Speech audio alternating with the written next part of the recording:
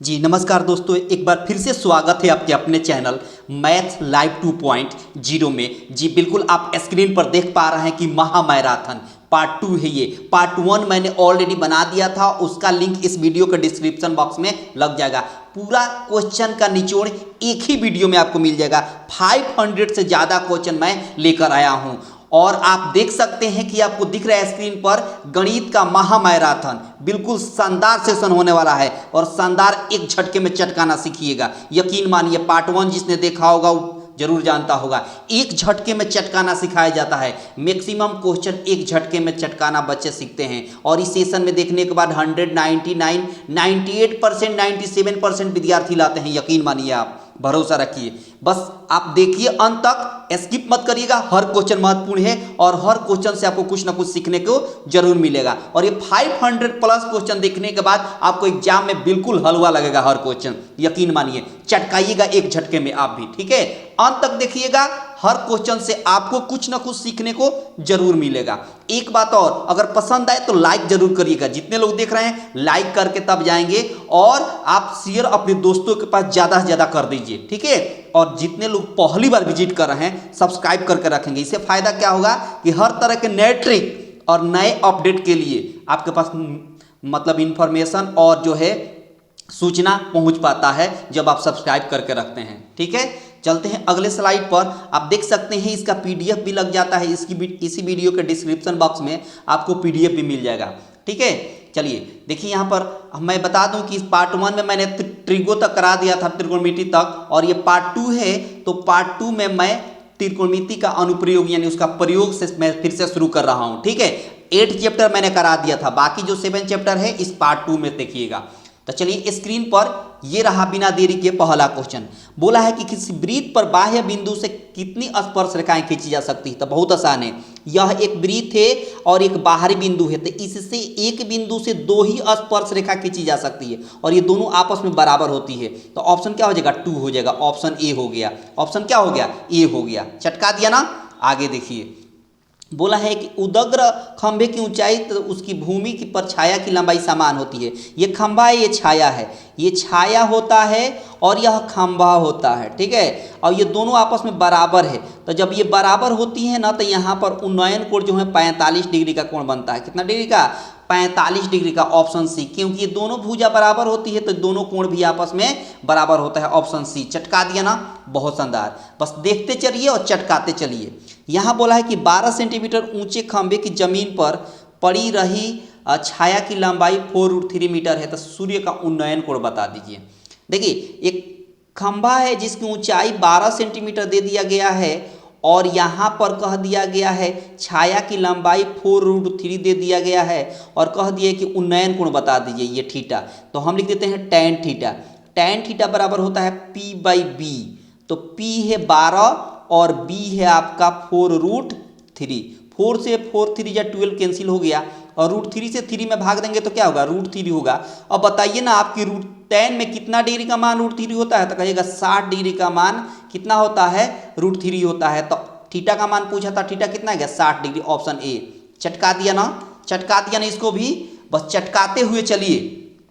यहाँ बोला है कि भूमि से है ना 100 मीटर ऊंचाई दे दिया है 100 मीटर और उन्नयन कोण दे दिया है आपको 60 डिग्री। बहुत शानदार। और कह दिया है कि पतंग की डोरी की लंबाई, ये पतंग है, ये डोरी है, ये डोरी है, इसकी लंबाई निकाल देना है डोरी की, यानी कोण निकालना है। तो ये P है, ये H है। P और H किस में होता है? Sine theta. तो साइन थीटा की जगह पर 60 डिग्री दिया है तो P/H होता है। P का मतलब 100 और H का मतलब H वैसे ही रहेगा। तो अब देखिए ना, यहाँ पर साइन 60 डिग्री का मान होता है √3/2, √3/2 और बराबर 100 कितना हो गया? H। क्रॉस गुणा करेंगे तो √3H हो जाएगा और ऐसे क्रॉस गुणा करेंगे तो 200 हो जाएगा।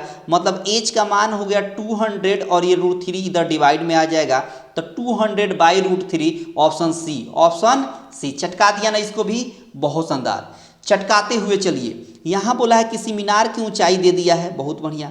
मीनार की ऊंचाई कितना दिया है? 10 मीटर और उन्नयन कोण कितना दिया है? 45 डिग्री। तो जब ये 45 है तो ये भी 45 होगा, क्योंकि ये 90 होता है, ठीक है। बहुत बढ़िया। अब एक बात बताइए, अगर ये 10 है तो अगर दो कोण बराबर होता है, ये दोनों न्यून कोण आपस में बराबर है, तो ये दोनों आपस में बराबर होता है, ऊंचाई और आधार, ये लंब और आधार आपस में, तो ये 10 है, तो ये भी कितना होगा 10 होगा ना। चटका दिया ना, ट्रिक से चटका दिया, बहुत शानदार। ऑप्शन डी चटका दिया, बहुत शानदार। ऐसे ही चटकाते हुए चलिए, यहाँ बोला है कि दो खंभा है ना, एक 13 मीटर है और एक 7 मीटर है, बहुत बढ़िया। एक 13 मीटर है और एक 7 मीटर है, ठीक है, बहुत बढ़िया। आगे बोला है यदि उनके दोनों पादों के बीच की दूरी, ये दोनों पादों के बीच की दूरी कितना दिया है 8 मीटर दिया है, तो कहा है कि बताइए उनके सिरों के बीच की दूरी, यानी यह निकाल देना है। तो यहाँ से एक लंब ऐसे खींचेंगे इसके समानांतर, तो ये 8 है तो ये भी 8 होगा, और यह 13 दिया है। अब एक बात बताइए, ये पूरा 13 है, आइए 7 है, तो यहाँ से लेकर यहाँ तक भी कितना होगा 7 होगा, बहुत बढ़िया। तो ये पूरा 13 था, तो 13 में से 7 घटाएंगे तो क्या हो जाएगा 6 हो जाएगा, तो इसकी लंबाई 6 हो गई। तो देखिए ना, एक समकोण त्रिभुज बन गया। तो ये वैल्यू निकालना है सिरों की लंबाई। तो कौन है, ये क्या है, कौन मतलब एच है। तो एच बराबर क्या होता है formula, p x square plus B x square. P मतलब 6 का एक्स स्क्वायर और बी मतलब 8 का एक्स स्क्वायर। 6 का एक्स स्क्वायर 36 हो गया, 8 का एक्स स्क्वायर 64, जोड़ेंगे तो 100 हो जाएगा, और 100 का एक्स स्क्वायर रूट 10 हो गया। ऑप्शन बी चटका दिया ना, बहुत शानदार, बहुत ही शानदार। चटकाते हुए चलिए, यहाँ बोला है कि उदग्र खंभे की छाया की लंबाई खंभे की लंबाई के 3 गुनी है, खंभे की लंबाई के 3 गुनी है। ये 3 हो गया, ये 1 हो गया, ठीक है। अब बोला है कि सूर्य का उन्नयन कोण, ये थीटा वैल्यू निकाल देना है, थीटा वैल्यू निकाल देना है। अब देखिए ना, यहाँ पर क्या हो जाएगा tan थीटा, तो tan थीटा बराबर क्या होता है p बाई बी। तो p मतलब 1 और b मतलब 3, जबकि यहाँ पर कुछ गलत दिया है, यहाँ √3 होना चाहिए, क्या होना चाहिए √3 होना चाहिए, ठीक है। यहाँ पर मिस प्रिंट है, ठीक है। तो tan में, क्योंकि 1/3 tan में किसी का वैल्यू नहीं होता है, तो बताइए ना tan में कितना डिग्री का मान 1/√3 होता है, तो कहिएगा 30 डिग्री का मान 1/√3 होता है। ऑप्शन बी चटका दिया ना, बहुत शानदार। यहाँ बोला है कि एक मीनार 100 मीटर स्थित दूरी पर है ना, मीनार के उन्नयन कोण, ये 100 मीटर की दूरी पर मीनार का उन्नयन कोण कह दिया है 60 डिग्री है।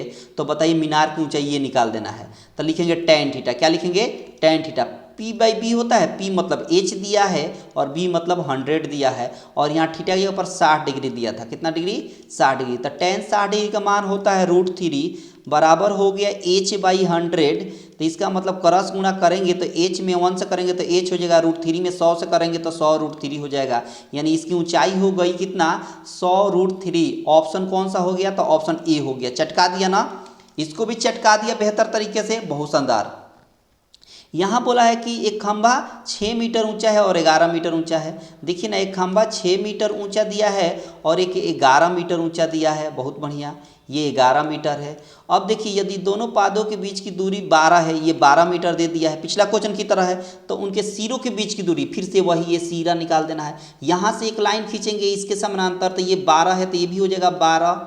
अब पूरा का पूरा 11 है और ये 6 है, तो यहाँ से लेकर यहाँ तक भी कितना हो जाएगा 6 हो जाएगा। पूरा 11 था और ये 6 है, तो बाकी यहाँ से यहाँ तक 5 हो जाएगा ना, बिल्कुल। अब देखिए ना, यहाँ भी h निकालना है नहीं, कोण, तो कोण बराबर क्या होता है लंब एक्स स्क्वायर मतलब 5 का एक्स स्क्वायर प्लस आधार एक्स स्क्वायर मतलब 12 का एक्स स्क्वायर। 5 का एक्स स्क्वायर 25 होता है, 12 का एक्स स्क्वायर 144 होता है, जोड़ेंगे तो 169 हो जाएगा, और 169 का वर्गमूल 13 होता है। ऑप्शन सी चटका दिया ना, बहुत शानदार, बहुत ही शानदार।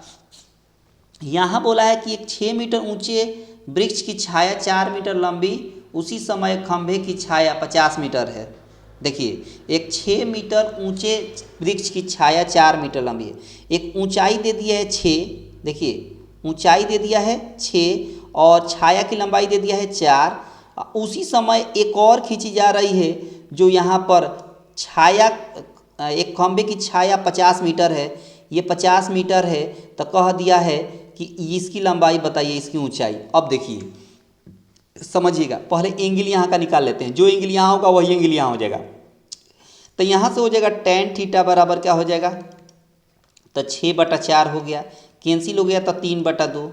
यहाँ भी tan थीटा बराबर क्या हो जाएगा, tan थीटा बराबर क्या हो जाएगा, यहाँ भी h/b। h का मतलब p/b हो जाएगा, p का मतलब h और b का मतलब 50। अब ये दोनों तरफ बराबर है, तो ये भी दोनों आपस में बराबर कर दीजिए, तो 3/2 बराबर h/50 हुआ, कैंसिल होगा 25 हो जाएगा, तो 25 3 कितना हो जाएगा 75 हो जाएगा। इसमें कोई मिसप्रिंट है, देख लीजिएगा, इसमें कोई कुछ मिसप्रिंट लग रहा है, ठीक है। देख लीजिएगा इस क्वेश्चन को।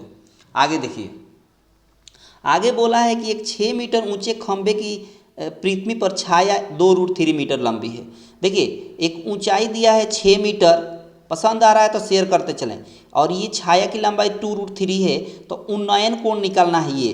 तो यहाँ हो जाएगा tan थीटा बराबर हो जाएगा क्या, P/B। P का मतलब 6 और B का मतलब 2√3। 2 से कैंसिल करेंगे तो √3 हो गया, सॉरी 3 हो जाएगा, और 3 में √3 से भाग देंगे तो क्या होगा, √3। अब बताइए ना, tan थीटा का वैल्यू हो गया √3, तो tan में कितना डिग्री का मान √3 होता है, तो कहिएगा 60 डिग्री का मान √3 होता है, यानी ऑप्शन हो गया ए। चटका दिया ना इसको भी, बहुत शानदार, बहुत ही शानदार। यहाँ देखिए, सूर्य का उन्नयन कोण जब किसी सीधे खड़े लंबे खंभों की छाया और उसकी ऊंचाई बराबर हो जाए तब 45 डिग्री का कोण बनाया था। अभी तो बताए थे, ये दोनों अगर बराबर हो जाता है तो यहाँ उन्नयन कोण 45 डिग्री का कोण बनता है, यानी ऑप्शन बी हो गया, ऑप्शन बी हो गया, बहुत शानदार।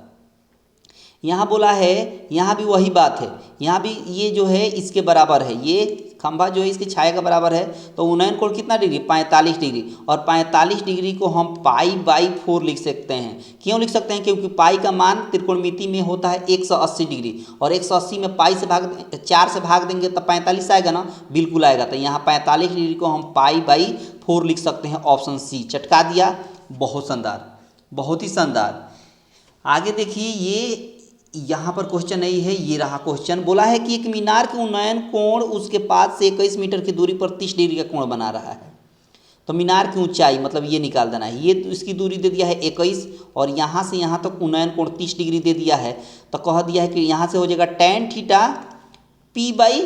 P मतलब h, अब B का मतलब 21, और यहाँ थीटा के यहाँ पर 30 डिग्री दिया था। कितना डिग्री, 30 डिग्री दिया था। तब tan 30 डिग्री का मान कितना होता है, तो कहेगा tan 30 डिग्री का मान 1/√3 होता है। और यहाँ से हो जाएगा h/21, क्रॉस गुणा करेंगे तो √3h बराबर 21 हो गया। इसका मतलब h बराबर क्या हो जाएगा, 21/√3 होगा। अब देखिए भाग देने का ट्रिक क्या है, √3 से 21 में भाग नहीं दे सकते, कोई दिक्कत नहीं, 3 से 21 में भाग दीजिएगा तो 7 होगा, बहुत बढ़िया। और √3 नीचे है तो चिपका दीजिए इसमें, तो 7√3 हुआ, ऑप्शन सी, ऑप्शन सी, बहुत शानदार, बहुत ही शानदार। ट्रिक से चटकाते हुए चलिए। यहाँ मीनार से पाद से दूरी दे दिया है, मीनार के पाद बिंदु से दूरी दे दिया है 50√3, और यहाँ से यहाँ ये मिलाइएगा तो यहाँ पर बोला है उन्नयन कोण 30 डिग्री, तो कह दिए इसके ऊंचाई बताइए। तो यहाँ भी वही बात, tan 30 डिग्री, tan 30 डिग्री क्या हो जाएगा, P/B।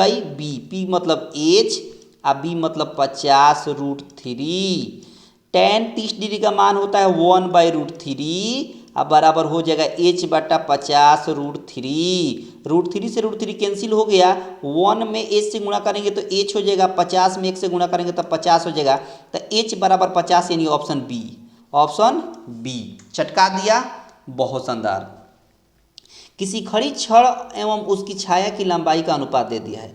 खड़ी छड़ 1 है और छाया की लंबाई 3 दिया है, और यहाँ उन्नयन कोण बताना है। ये निकल पाएगा, नहीं निकल पाएगा, क्योंकि tan थीटा बराबर लिखिएगा क्या, P/B, P/B। अच्छा एक काम करते हैं, ये h निकाल लेते हैं, क्यों, sin थीटा लगा देंगे, h निकालेंगे तो h बराबर क्या होता है, फार्मूला h बराबर होता है px² + bx²। p मतलब 1 का x², और b का मतलब 3 का x², यानी हो जाएगा 1 + 9 यानी √10 हो जाएगा। यहाँ भी वैल्यू निकल नहीं पाएगा, तो इसमें यहाँ √3 लगाना पड़ेगा इसको, तब हो पाएगा, बन पाएगा, ठीक है। √3 लगाइएगा तब लिखेंगे tan थीटा बराबर P/B। P का मतलब 1, अब B का मतलब √3। तभी लिख सकते हैं tan में कितना डिग्री का मान 1/√3 होता है, तो tan में 30 डिग्री का मान 1/√3 होता है, तभी ऑप्शन सी होगा, ठीक है। तो यहाँ पर 3 की जगह पर √3 करना पड़ेगा, बहुत शानदार।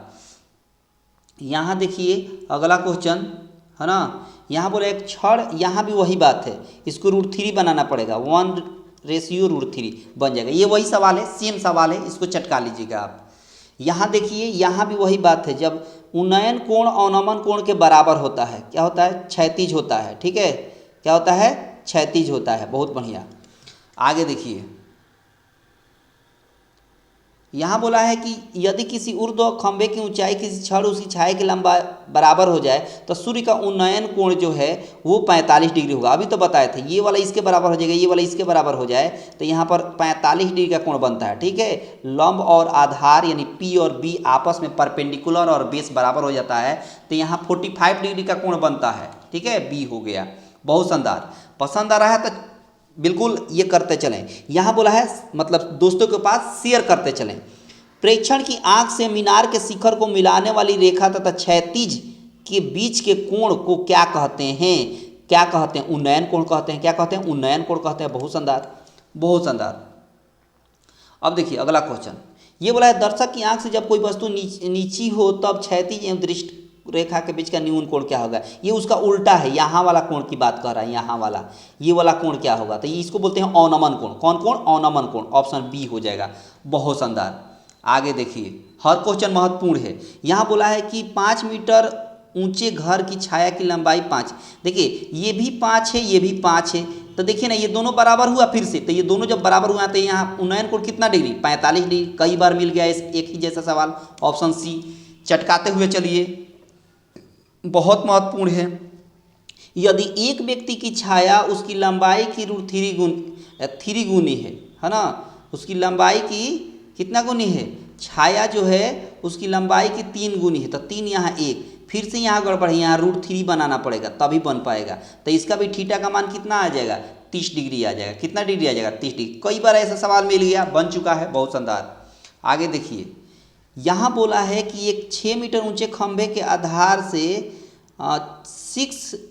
63 मीटर की दूरी पर स्थित खंभे के शीर्ष का उन्नयन कोण। इसमें भी गड़बड़ है, 63 नहीं है बल्कि √3 वहाँ होना चाहिए तभी हो पाएगा। ये 6 है, ये √3 है, तभी यहाँ थीटा का वैल्यू निकल पाएगा। तो यहाँ हो गया tan थीटा बराबर क्या हो जाएगा?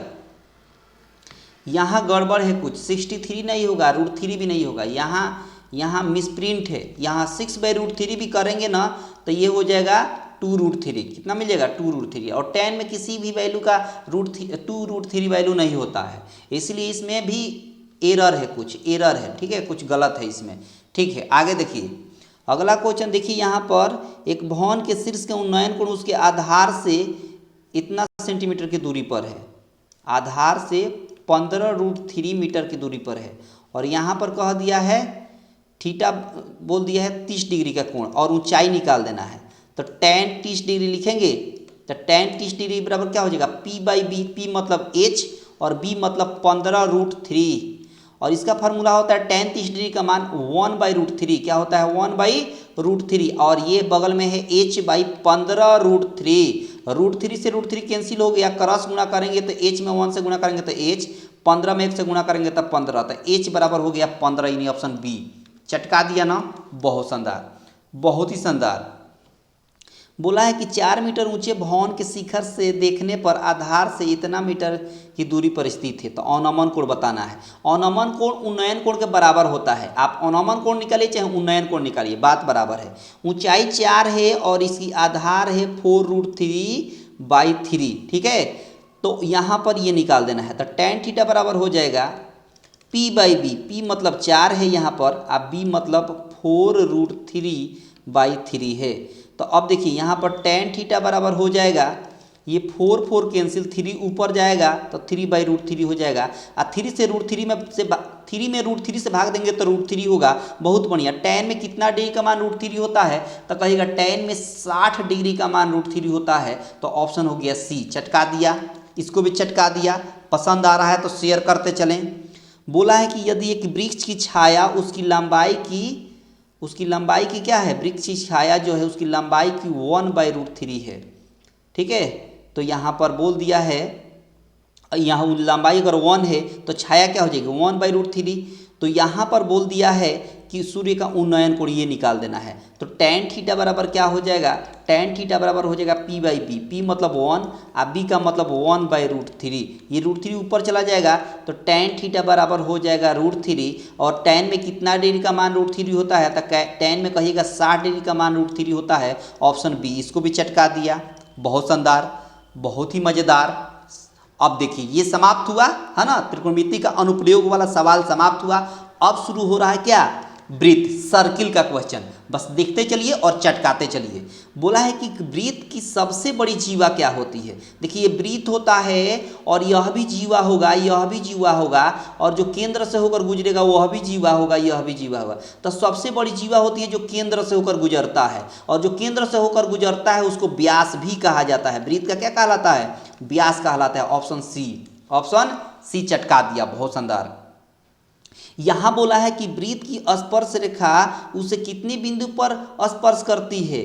तो जो ब्रीथ की स्पर्श रेखा होती है वो अनेक बिंदु पर स्पर्श करेगी, क्योंकि छोटे छोटे अनेक बिंदु से मिलकर ब्रीथ बनता है, इसलिए अनेक मतलब अनगिनत स्पर्श रेखाएं इस पर खींची जा सकती है। ऑप्शन ए हो गया, बहुत शानदार, चटका दिया।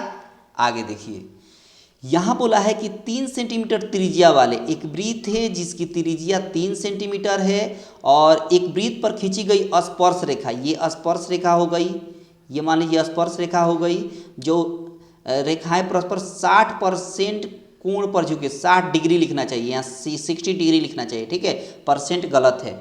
अब देखिए यहाँ पर इससे लंब, जो ये त्रिज्या जो होती है स्पर्श रेखा पर लंब होती है, क्या होती है? लंब होती है, तो यहाँ 90 डिग्री दोनों जगह बन जाएगा। तो बोला है कि ये लंबाई बता दी है स्पर्श रेखा की इसकी, तो हम क्या करते हैं यहाँ से एक लाइन खींच देते हैं। अब यहाँ जब 90 डिग्री का कोण बन रहा है तो जाहिर सी बात है कि एक समकोण त्रिभुज बन गया। तो ये 60 है तो आधा कितना हो जाएगा? 30 डिग्री हो जाएगा, बहुत बढ़िया। अब देखने में कुछ इस तरह का हो गया, देखिए ना, देखने में कुछ इस तरह का हो गया। यहाँ बोल दिया है 30 डिग्री और यह कह दिया है 90 डिग्री। तो अब बताइए ना यह कितना, ये बोला है कि स्पर्श रेखा मतलब यह वाला कोण, यह भुजा निकाल देना है, लंब निकाल देना है। तो लंब निकालना है तो अच्छा, त्रिज्या दे दिया है कितना? 3। त्रिज्या कितना दे दिया है? 3 दे दिया है, यह 3 दे दिया है। अब एक बात बताइए कि यहाँ पर जब ये 30 है, ये 90 है, तो ये कितना हो जाएगा? 60 हो जाएगा, बहुत बढ़िया। तो हम लिख देते हैं tan थीटा, tan थीटा। तो ये स्पर्श रेखा है, मतलब यह बात हो रही है इसकी, ये मैंने सीधा कर दिया है। तो क्या होता है? P/B, P मतलब यह P मान लेते हैं स्पर्श रेखा को, P/B मतलब 3, और थीटा जगह पर 60 डिग्री, तो tan हो जाएगा कितना? 60 डिग्री। tan कितना हो जाएगा? 60 डिग्री, P/3। tan 60 डिग्री का मान √3 होता है, P/3 हो जाएगा। क्रॉस गुणा करेंगे तो P बराबर 3√3 हो जाएगा, 3√3 हो जाएगा, यानी स्पर्श रेखा की लंबाई हो गई 3√3। ऑप्शन सी, ऑप्शन सी, इसको भी चटका दिया, बहुत शानदार। यहाँ बोला है कि वृत्त के केंद्र से 5 सेंटीमीटर दूर स्थित बिंदु ए से वृत्त पर खींची गई स्पर्श रेखा की लंबाई दे दिया है, ठीक है। ये वृत्त है, ये स्पर्श रेखा की लंबाई 4 मीटर दे दिया है, और यह वृत्त की त्रिज्या जो है इस पर लंब होती है, स्पर्श रेखा पर क्या होती है? लंब होती है, और इसकी दूरी दे दिया है सवाल में 5 मीटर। कितना मीटर? 5 मीटर। तो ये त्रिज्या निकाल देना है। तो देखिए ना, लंब और कोण दे दिया है, आधार निकालना है, मतलब R बराबर क्या होता है फार्मूला? कोण x स्क्वायर मतलब HX square, hypotenuse minus perpendicular का x स्क्वायर, यानी 5 का x स्क्वायर माइनस 4 का x स्क्वायर। जोड़ेंगे तो बहुत बच्चे क्या करेंगे कि 5 का x स्क्वायर अलग निकालेंगे, 4 का x स्क्वायर अलग निकालेंगे, बिल्कुल नहीं। जब भी x स्क्वायर में दोनों हो और माइनस में हो और संख्या लगातार हो, 4 के बाद 5, 5 के बाद 6, तो जोड़ दिया जाता है। 5 4 कितना हो गया? 9, और 9 का x स्क्वायर √3 होता है। ऑप्शन सी हो गया, छटका दिया ना, इसको भी बहुत शानदार। आगे बोला है कि 2 भिन्न त्रिज्याओं वाले वृत्त हमेशा समरूप होती हैं। क्या होती हैं? हमेशा समरूप होती हैं, बहुत बढ़िया। आगे देखिए, सभी वृत्त समरूप होते हैं, जितने भी वृत्त होते हैं छोटा और बड़ा सभी समरूप होते हैं। लेकिन अगर सब वृत्त, ये भी वृत्त है, ये भी वृत्त है, ये दोनों अगर बराबर है, दोनों एक ही साइज का है, तो सर्वांगसम कहलाएगा। लेकिन अगर छोटा और बड़ा हो जाए, छोटा बड़ा ये सब वृत्त तो है लेकिन ये समरूप कहलाएगा, क्योंकि समरूप के लिए आकार सेम होना चाहिए, माप अलग अलग हो सकता है, लेकिन सर्वांगसम के लिए माप और आकार दोनों सेम होना चाहिए।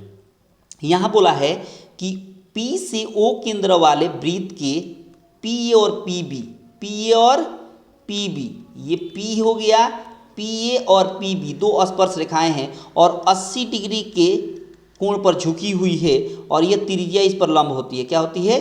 स्पर्श रेखा पर लंब होती है, मतलब 90 डिग्री का कोण बनता है यहाँ, बहुत बढ़िया। बोला है कि P यहाँ O है, POA मतलब यह हाफ बांट देंगे तो यह कोण पूछा है। अब बताइए ना, ये पूरा 80 था तो आधा कितना हो जाएगा? 40 हो जाएगा, बहुत बढ़िया। तो ये 90 है, ये 40 है, तीसरा कोण निकालना है, और तीनों कोणों का योग 180 होता है। अब इन दोनों को जोड़कर घटा दीजिए तो 9 4 13 130 घटा दीजिए तो ये तीसरा कोण ऑटोमेटिक यहाँ वाला निकल जाएगा। घटाएंगे तो कितना होगा 50 डिग्री। बहुत बढ़िया, ऑप्शन बी हो गया। चटका दिया ना, बहुत शानदार। आगे देखिए, अगला क्वेश्चन बोला है कि यहाँ भी खींचा गया है 2P से PA और PB, PA और PB, यहाँ P है, यहाँ A है, यहाँ B है, ठीक है। तब PA अगर 4 सेंटीमीटर है तब PB भी 4 सेंटीमीटर है। क्यों? क्योंकि वृत्त के बाहरी से खींची गई वृत्त परस्पर रेखा आपस में बराबर होती है, तो एक 4 है तो ये भी 4 होगा, ठीक है। ऑप्शन डी, चटका दिया, बहुत शानदार। बहुत ही मज़ेदार सवाल है, चटकाते हुए चलिए। अगर दो समानांतर रेखाओं के बीच की दूरी, देखिए ये वृत्त ले लेते हैं और एक लाइन ऐसे ड्रॉ कर देते हैं, ठीक है, ऐसे, और यहाँ से स्पर्श रेखा की लंबाई बोल रहा है ये। अगर स्पर्श बोला है कि समानांतर रेखाओं के बीच की दूरी मतलब यहाँ से यहाँ तक के बीच की दूरी अगर 14 है, तो बोला है कि एक वृत्त दोनों रेखाओं को स्पर्श करता है। ये दोनों रेखाओं को क्या करता है? स्पर्श करता है। तो वृत्त की त्रिज्या बता दिए, तो ये वृत्त के लिए क्या कहलाएगा? व्यास कहलाएगा। त्रिज्या इसका आधा होता है तो 7 नहीं हो जाएगा, तो त्रिज्या कितना हो गया? 7 हो गया। बहुत शानदार, चटका दिया ना। आगे देखिए, अगला क्वेश्चन बोला है कि टीपी और टीक्यू, टी से वृत्त पर स्पर्श रेखाएं खींची गई है, ठीक है। देखिए टी है ना, टी से टी पी और टी क्यू, दो स्पर्श रेखा है और खींची गई स्पर्श रेखाएं इस प्रकार है कि एंगल पी ओ क्यू, यहाँ ओ ले लेते हैं जो स्पर्श रेखा पर लंब होती है। क्या होती है? लंब होती है। ये 90 डिग्री का कोण यहाँ पर दोनों जगह बनता है, ठीक है। तब बोला है सवाल में पी ओ क्यू मतलब यह दे दिया है 120 डिग्री, तो कह दिया है कि यह कोण बताइए, यह कोण। अब बताइए ना, ये दोनों मिलाकर 180 है, तो जाहिर सी बात है कि ये भी दोनों मिलाकर 180 होता होगा। तो 120 ये अकेले है तो ये 60 नहीं हो जाएगा, तभी तो दोनों को मिलाकर 180 होगा। चारों को जोड़िएगा तो 360 के बराबर होगा। तो ये कोण कितना हो गया? 60 degree. Option D, option D. यानी पूछा है OTP, माफी चाहेंगे, ये पूछना चाहता है एंगल OTP, तो ये पूरा 60 है तो आधा कितना हो जाएगा? 30 डिग्री हो जाएगा। बहुत बढ़िया, 30 डिग्री का मतलब ऑप्शन बी, ऑप्शन बी। बहुत शानदार, बहुत ही शानदार। एक रेखा जो वृत्त को दो भिन्न बिंदुओं पर प्रतिच्छेद करती है, एक रेखा जो है वृत्त के दो बिंदु, यह बिंदु प्रतिच्छेद करती है, तो ये क्या कहलाती है? जीवा कहलाती है। क्या कहलाती है? जीवा कहलाती है। ऑप्शन ए, बहुत शानदार। आगे देखिए, आगे बोला है कि समानांतर चतुर्भुज की सभी भुजाएं एक वृत्त को स्पर्श करे तो समानांतर चतुर्भुज होगा। वृत्त सभी भुजाएं एक वृत्त को स्पर्श करता हो, सभी भुजाएं जब वृत्त को स्पर्श करेगा तो जाहिर सी बात है कि तभी स्पर्श कर पाएगा जब ये वर्ग हो। क्या हो? वर्ग हो, तभी स्पर्श कर पाएगा, क्योंकि आयत में भी सभी नहीं स्पर्श कर पाएगा, ठीक है। और चतुर्भुज में भी सभी नहीं स्पर्श कर पाएगा, ठीक है।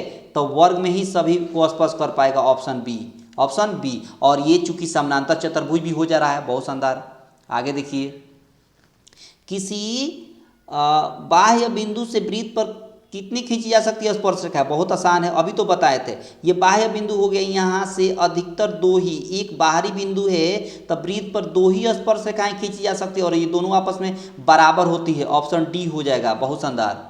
आगे देखिए, आगे बोला है कि दो वृत्त एक दूसरे को बाहर से छूती है, ये भी वृत्त है और एक और वृत्त है जो बाहर से टच कर रही है, बाहर से। तब बताइए कितनी स्पर्श रेखाएं? तो 3 हो जाएगी। कहाँ से? एक ये और एक ये और एक ये, 3 स्पर्श रेखाएं खींची जा सकती है। कितनी? 3 स्पर्श रेखाएं। बहुत बढ़िया। यहाँ बोला है, अब देखिए आगे बोला है कि पी और पीबी है ना, देखिए स्पर्श रेखाएं हैं। देखिए यहाँ से सब एक ही जैसा सवाल है। PA और PB, यहाँ केंद्र O है जो इस पर लंब होती है, 90 डिग्री का कोण बनता है। ये भी इस पर लंब होता है, 90 डिग्री कोण बनाए, और ये 80 डिग्री के कोण पर झुका हुआ है। तो कह दिया है कि एंगल POA मतलब यह कोण पूछ दिया है, यह कोण। तो और ये 80 है तो आधा कितना हो जाएगा? 40 हो जाएगा। यह कोण बताना है तो तीनों कोणों का योग 180, तीनों कोणों का योग, त्रिभुज के तीनों कोणों का 180 होता है। तो 180 में से ये दोनों जोड़कर घटा देंगे तो ये तीसरा नहीं निकल जाएगा। तो 9 4 13 130 घटा दीजिए तो कितना हो जाएगा? 50 हो जाएगा। ऐसा सवाल अभी मिला था, ऑप्शन ए। ऐसा सवाल अभी पीछे मिला था। बहुत शानदार। चटकाते हुए चलिए, यहाँ पर आगे ये समाप्त हो गया, ठीक है। अब आगे जो वृत्त से संबंधित कुछ प्रश्न है, वृत्त से संबंधित। तो देखिए यहाँ पर है, बोला है कि 64 पाई सेंटीमीटर क्षेत्रफल वाले वृत्त का व्यास बताइए। तो वृत्त का क्षेत्रफल दे दिया है, तब वृत्त का क्षेत्रफल होता कितना है पाई आर एक्स स्क्वायर, दिया कितना है 64 पाई। बहुत बढ़िया, पाई से पाई कैंसिल होगा तो एक्स स्क्वायर जब इधर जाएगा तो रूट अंडर होगा, बहुत बढ़िया होगा। साथ में प्लस माइनस भी होगा, 64 का वर्गमूल 8 प्लस माइनस में, लेकिन किसी की लंबाई कभी निगेटिव नहीं हो सकती, इसलिए प्लस में 8 लेंगे। व्यास पूछा है, तब व्यास त्रिज्या का दुगुना होता है, तो इसका दुगुना कर दीजिए, तो 8 दूना 16 इसका व्यास हो गया। ऑप्शन बी चटका दिया ना, चटका दिया। पसंद आ रहा है ना, शेयर करते चलें। यहाँ बोला है कि वृत्त की परिधि 2 पाई से बढ़ाकर 4 पाई कर दिया जाएगा, तो क्षेत्रफल बताइए।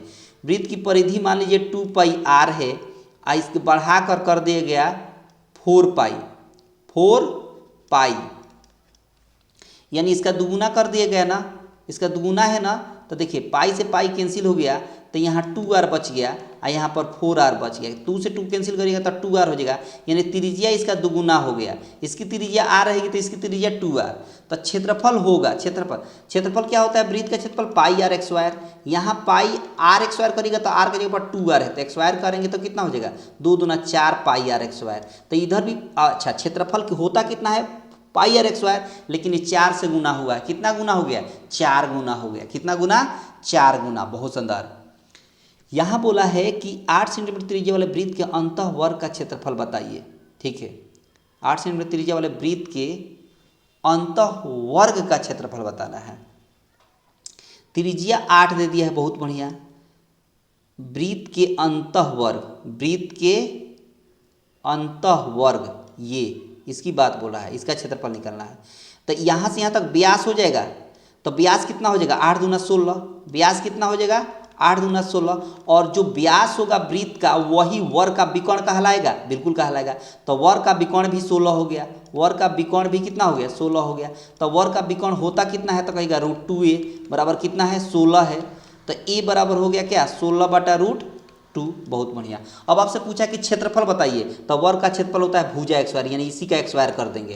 तो 16 का एक्स स्क्वायर करेंगे तो 16 गुणे 16 हो जाएगा, और √2 का एक्स स्क्वायर करेंगे तो 2 हो जाएगा। 2 से कैंसिल होगा 8, 16 में 8 से गुणा करेंगे तो 144, 128, सॉरी माफी चाहेंगे, 16 में 8 से गुणा करेंगे तो 128 हो जाएगा। बहुत बढ़िया, ऑप्शन डी, ऑप्शन डी। बहुत शानदार। आगे देखिए, बोला है कि घड़ी की मिनट की सुई 21 मीटर लंबी है और इसके द्वारा 10 मिनट में रचित क्षेत्रफल 10 मिनट में। तब घड़ी की सुई है, एक चक्कर मिनट वाली पूरा यहाँ से यहाँ तक लगाएगी तो 60 मिनट होगा। बहुत बढ़िया। और 60 मिनट में पूरा एक चक्कर लगाने में 360 डिग्री का कोण बनता है। बहुत बढ़िया।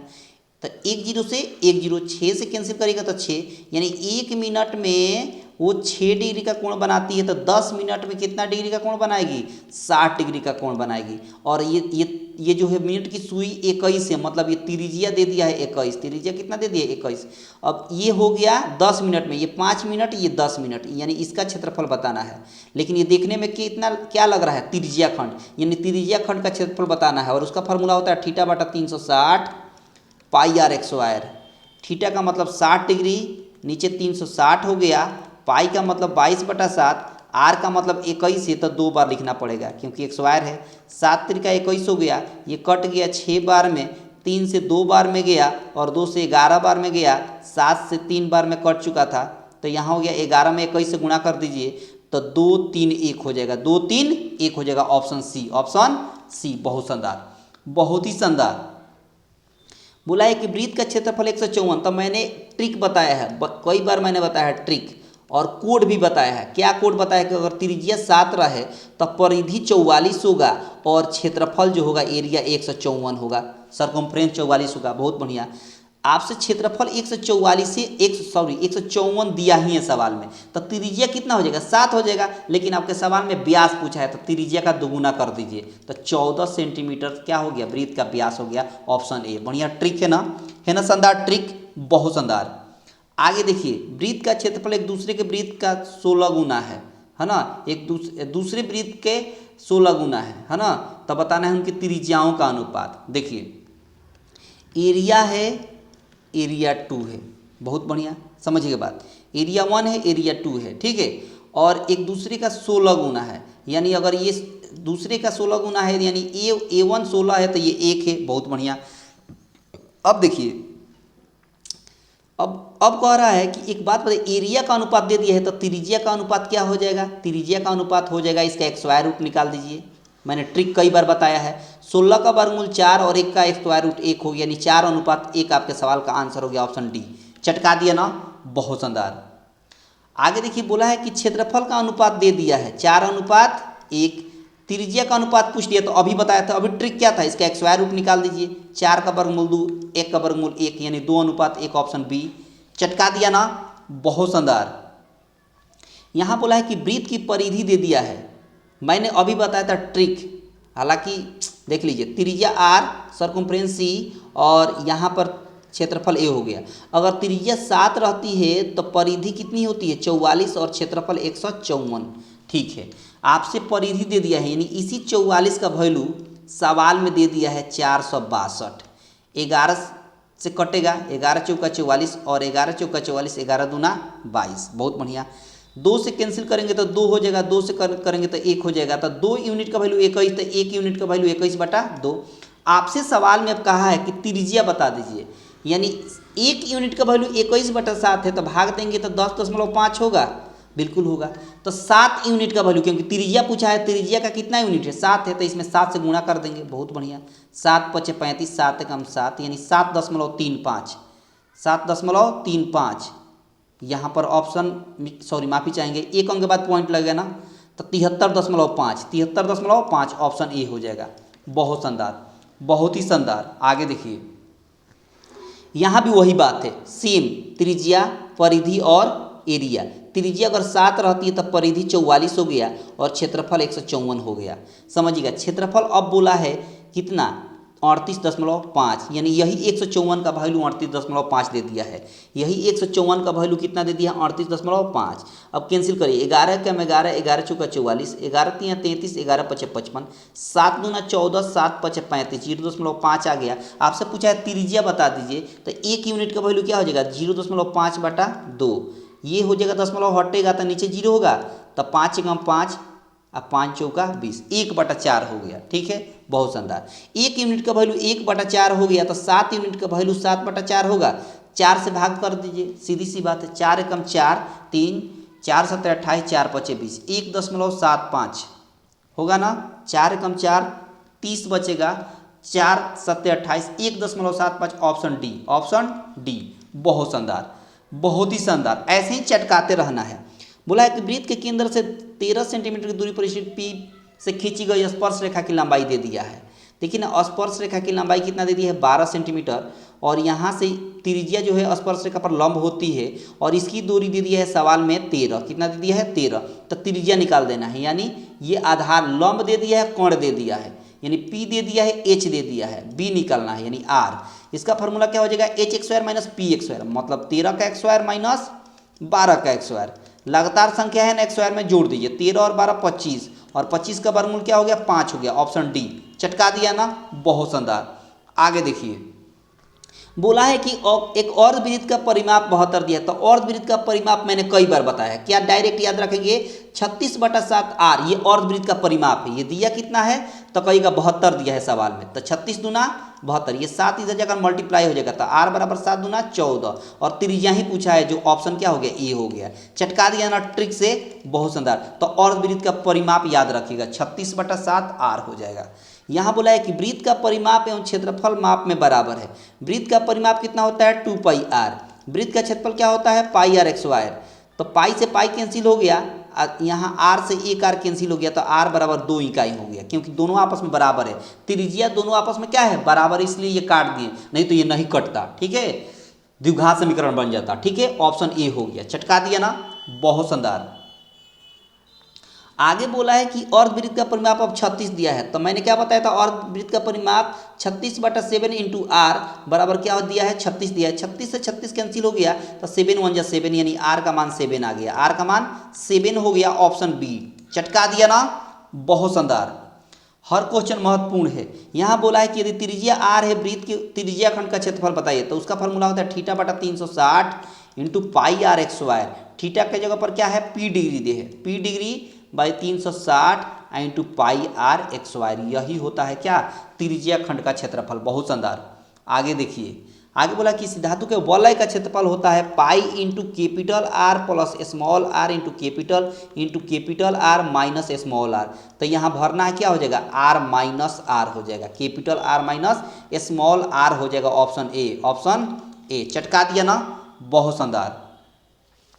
यहाँ बोला है कि क्षेत्रफल दे दिया है, वृत्त का क्षेत्रफल का अनुपात दे दिया है 4:9। त्रिज्या का अनुपात पूछा है, तो अभी थोड़ी देर बताए थे पहले, इसका एक स्क्वायर रूट निकाल दिया जाता है।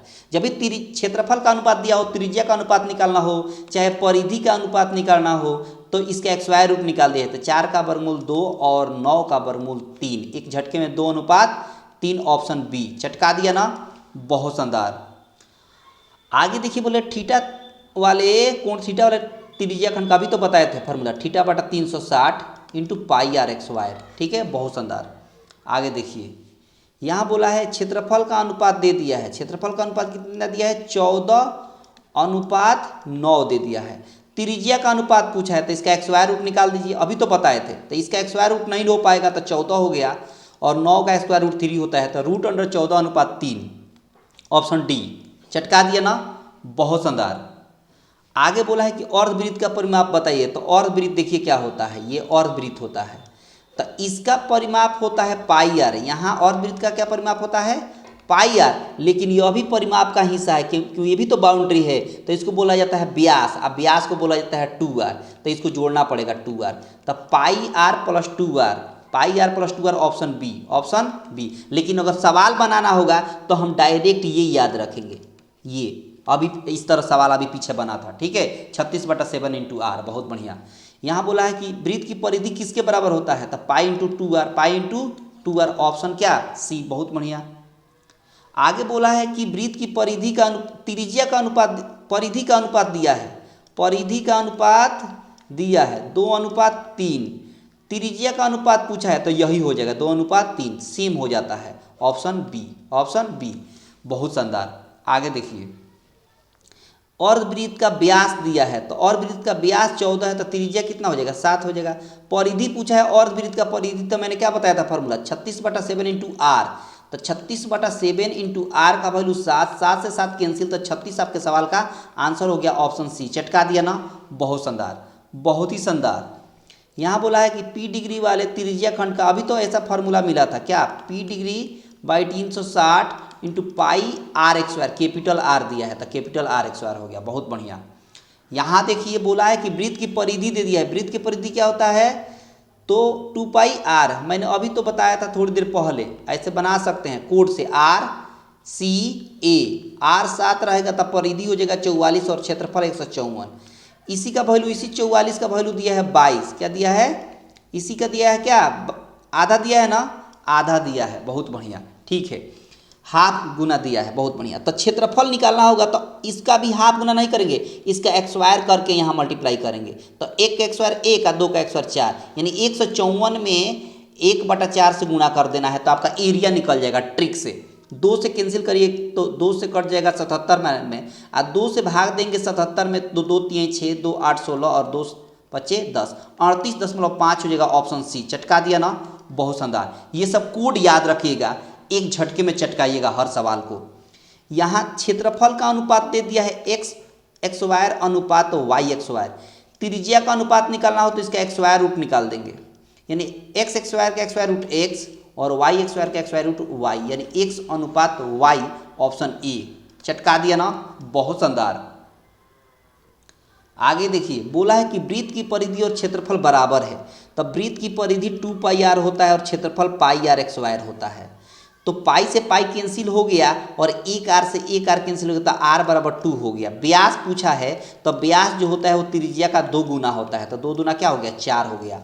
ऑप्शन डी हो गया, बहुत शानदार, बहुत ही खूबसूरत। यदि किसी वृत्त की परिधि और क्षेत्रफल समान हो, अभी तो मिला था वृत्त की परिधि 2πr और क्षेत्रफल πr एक्स वायर, तो पाई से पाई कैंसिल, एक आर से एक आर कैंसिल, तो आर बराबर क्या हो गया, 2 हो गया, बहुत शानदार। ऑप्शन ए त्रिज्या क्या हो गया। सब एक ही जैसा सवाल है, थोड़ा सा इधर उधर करके सब एक ही जैसा सवाल है। यहाँ बोला है कि आर त्रिज्या वाले और वृत्त की परिधि बताइए, और वृत्त की परिधि होते हैं पाई आर, क्या होता है, pi are. Option D, sorry माफी चाहेंगे, ये नहीं, ये होगा सी, पाई आर प्लस 2r, अभी तो बताए थे pi r plus 2r, option C हो जाएगा, ऑप्शन डी नहीं, सी होगा। बहुत बढ़िया। यहाँ बोला है कि वृत्त का परिमाप और क्षेत्रफल संख्यात्मक रूप से बराबर है। वृत्त की परिधि 2 पाई आर, अब क्षेत्रफल पाई आर एक्स वायर, पाई से पाई कैंसिल, एक आर से एक आर, तो आर बराबर 2, आर बराबर क्या हो गया 2 हो गया, ऑप्शन डी। सब एक ही जैसा सवाल है, चटकाते हुए चलिए। लैंग्वेज का खेल है, बोला है कि वृत्त की त्रिज्या दुगुनी कर दी जाए, तब वृत्त की त्रिज्या पहले आर रहती है, बाद में 2r हो गया। तब बोला है कि पुराने और नए परिधि का अनुपात बताइए, तो इसका परिधि हो जाएगा 2 पाई आर और नया वाला का परिधि हो जाएगा 2 पाई इंटू आर के जगह पर 2r। बहुत बढ़िया। तो देखिए ना 2 पाई से 2 पाई कैंसिल, इधर आर हो गया, इधर 2r हो गया, आर से आर एक बार में, तो 1:2 आपके सवाल का आंसर हो गया, ऑप्शन ए। चटका दिया ना, बहुत शानदार, बहुत ही शानदार। यहाँ बोला है कि किसी वृत्त की त्रिज्या आधी कर दीजिए, पहले त्रिज्या आर थी, अब आधी कर देंगे, तो अब पुराने और नए परिधि का अनुपात है, इसका परिधि हो जाएगा 2 पाई आर और इसका परिधि हो जाएगा 2 पाई आर, आर के जगह पर r/2 अब आएगा, तो 2 पाई से 2 पाई कैंसिल हो गया, आर से आर कैंसिल हो गया और ये 2 यहाँ चला गया तो 2 हो गया, इधर सब कुछ कैंसिल हो गया तो 1 बचेगा, तो 2:1 यानी ऑप्शन बी। चटका दिया ना, बहुत शानदार। बहुत महत्वपूर्ण सवाल है, बोला है कि वृत्त की त्रिज्या अब 3 गुनी कर दीजिए, तो पहले त्रिज्या आर थी, अब त्रिज्या 3r कर दिए। पहले का परिधि हो जाएगा 2 पाई आर और नया वाला परिधि हो जाएगा 2 पाई और आर के जगह पर 3r। 2 पाई से 2 पाई कैंसिल हो गया, आर इधर हो गया, इधर 3r हो गया, आर से आर एक बार में कैंसिल, तो 1:3 आपके सवाल का आंसर हो गया। कहाँ है ऑप्शन दिखाई दे रहा है, नहीं दे रहा है, तो यानी 1:3 हो जाएगा, 1:3 हो जाएगा। अच्छा माफ़ी चाहेंगे, नया वाला पहले रखना है, पुराना वाला बाद में, तो ये नया वाला चल रहा था, तो 3 पहले हो गया और 1 बाद में। ऑर्डर या देखेंगे ऑर्डर ठीक से, 3:1 हो जाएगा, ऑप्शन बी, ऑप्शन बी। बहुत शानदार।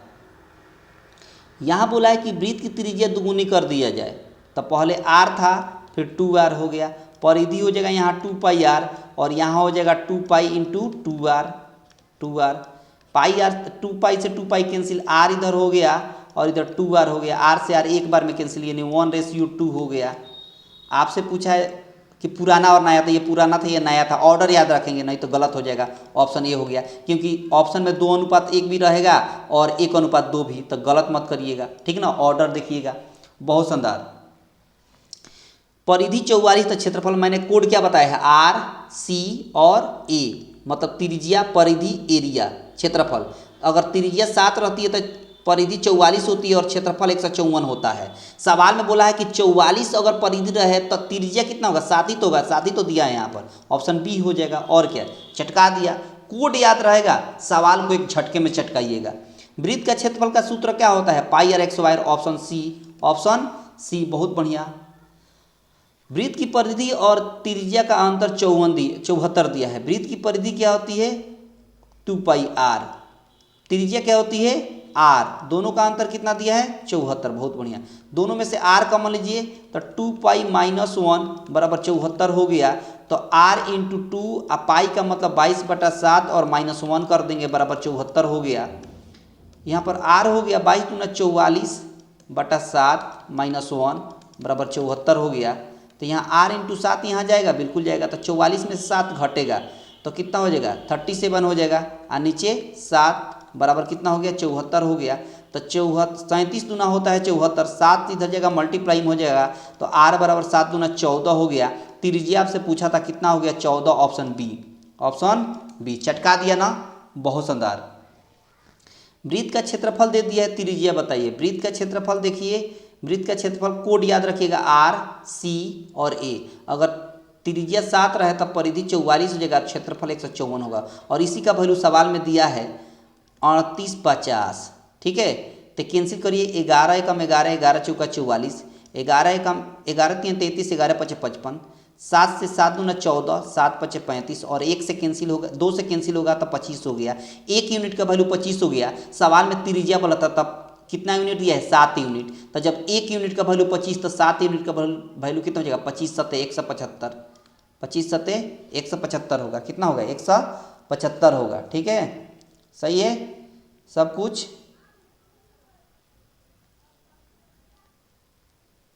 कि गड़बड़ है लग रहा है, यहाँ पर 7 यूनिट का वैल्यू निकालेंगे ना, गड़बड़ कुछ लग रहा है, ठीक है। फार्मूला से अगर बनाते हैं तो 22/7 पाई आर एक्स वायर होता है, कितना हो जाएगा 38 50, 11 एकम 11 दूना 22, 11 तीन 33, 11 पच 55, 2 से कैंसिल होगा तो 2 एकम 2, 2 सत्तर 14, 2 पचे 10, तो आर एक्स वायर बराबर 175 इंटू 7 हो गया। यानी कैंसिल हो, अगर 175 को फैक्टर करते हैं तो 5 से कैंसिल करेंगे तो 5 3 15 50 25 और 5 7 35, यानी हो जाएगा 5 इंटू 5 इंटू 7, अब पहले से 7 है, एक्स वायर हटेगा तो रूट अंडर हो जाएगा, तो 2 5 में से 1 5 बाहर, 2 7 में से 1 7 बाहर, तो 7 5 कितना हो गया 35 हो जाएगा, तो 35 सी ऑप्शन हो गया। बेसिकली यहाँ होता ये है कि इसका एक्स वायर यहाँ जो भी वैल्यू होता है इसके एक्स वायर इसका एक्स वायर यहाँ पर मल्टीप्लाई होता है तो इसका आधा हो जाता है यहाँ पर, ठीक है, इसीलिए गड़बड़ हो गया, ठीक है, ऑप्शन सी हो जाएगा। बहुत शानदार। आगे बोला कि वृत्त की परिधि 44 दिया, त्रिज्या बताइए, तो कोड क्या है, कोड याद रखेंगे, अगर त्रिज्या 7 है तब परिधि 44 हो जाएगा और क्षेत्रफल 154। बोला है कि अगर परिधि 176 हो जाए तो ये कितना गुना दिख रहा है, 4 गुना दिख रहा है, तो अभी त्रिज्या का भी 4 गुना कर दीजिए, तो 7 चौका कितना हो गया 28 हो गया, ऑप्शन बी, ऑप्शन बी चटका दिए ना ट्रिक से। बहुत शानदार, ये ट्रिक बड़े मज़ेदार है, कोड भी बड़ा मज़ेदार है। यहाँ बोला है कि वृत्त का क्षेत्रफल दे दिया है, व्यास बताइए, वृत्त का क्षेत्रफल मतलब पाई आर एक्स वायर, तो 22/7 आर एक्स वायर बराबर 24 64 दे दिया है।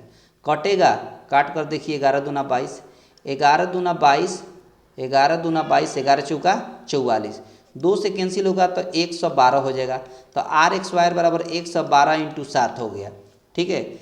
तो त्रिज्या निकालेंगे, हटाएंगे तो रूट अंडर होगा, अब इसका एक्स वायर रूट निकालना पड़ेगा, 7 दूना 14, 11 11 7 77 77 1 78, 784 का वर्गमूल 28 होता है, तो त्रिज्या हो गया 28। आपसे पूछा है व्यास बताइए, तो व्यास त्रिज्या का दुगुना होता है, दुगुना करेंगे तो 28 दूना कितना हो जाएगा 56 हो जाएगा, ऑप्शन ई हो गया, चटका दिया ना। बहुत शानदार। यहाँ बोला है कि वृत्त का क्षेत्रफल 81 दिया है, वृत्त का क्षेत्रफल होता है पाई आर एक्स वायर, कितना दिया है 81, ठीक है, बहुत शानदार। तो वृत्त की परिधि बोला है, वृत्त की परिधि बता दीजिए, तो 81 पाई होना चाहिए, यहाँ 81 क्या होना चाहिए पाई रहना चाहिए, मिसप्रिंट हुआ है लग रहा है, क्योंकि पाई से पाई कैंसिल करेगा तो आर एक्स वायर बराबर 21 हुआ, तो आर बराबर क्या हो जाएगा 9, और परिधि होता है 2 पाई आर, परिधि क्या होता है 2 पाई आर, 2 पाई आर, तो 2 पाई आर की जगह पर 9, तो 9 दूना क्या हो जाएगा 18 पाई, यानी यहाँ मिसप्रिंट था, यहाँ पाई होना चाहिए, ठीक है, तो 18 पाई आपके सवाल का आंसर हो जाएगा ऑप्शन बी, ऑप्शन बी। बहुत शानदार। अब ये समाप्त हुआ, अब सांख्यिकी की दुनिया में चलते हैं और चटकाते हैं इसको भी, ठीक है, देखते रहिए। बोला है कि बहुलक बताइए, बहुलक बताना है 3 4 7 2 7 6 7 9 में सबसे ज़्यादा बार संख्या क्या दिख रही है, तो 7 दिख रही है, कितना दिख रही है 7, तो यही बहुलक। बहुलक निकालने का क्या टेक्निक है, जो सबसे पूरी मतलब संख्या में सबसे ज़्यादा बार जो संख्या आती है ना वही उसका बराबरतक होती है, ऑप्शन सी, बहुत शानदार, वही उसकी बहुलक कहलाती है, ठीक है। यहाँ देखिए इसका ट्रिक क्या है, ट्रिक से चटकाएंगे, एक्स का वैल्यू निकालना है ना, तो देखिए 3 4 5 17 तथा एक्स में माध्य कितना दिया है 6 दिया है, बहुत बढ़िया। संख्या टोटल कितना है, तो 1 2 3 4 5 है, तो इसमें 5 से गुणा कर दीजिए, तो कितना हो गया 30, बहुत बढ़िया। अब क्या कर दीजिए, सबको जोड़ दीजिए और एक्स को छोड़ दीजिए, सबको जोड़िए, 4 3 7 7 5 12, 12 में 17 जोड़ेंगे तो कितना होगा 29 होगा, 29 इसमें से घटा लेंगे तो कितना होगा 1, आपका एक्स का मान आ गया। ये ट्रिक बहुत शानदार है, इसको याद रखेंगे, बहुत शानदार, चटका दिया ना। आगे देखिए अगला क्वेश्चन बहुलक पूछा है, फिर से बहुत आसान है, 2 6 4 5 0 2 1 2 में 2 सबसे ज़्यादा बार आई है संख्या, क्या आई है 2 3 बार आई है, इसलिए सबसे ज़्यादा बार आई है, तो इसका बहुलक क्या हो जाएगा 2 हो जाएगा, ऑप्शन ए, चटका दिया। बहुत शानदार, बहुलक बहुत बार पूछता है आपके सवाल में, ठीक है ना।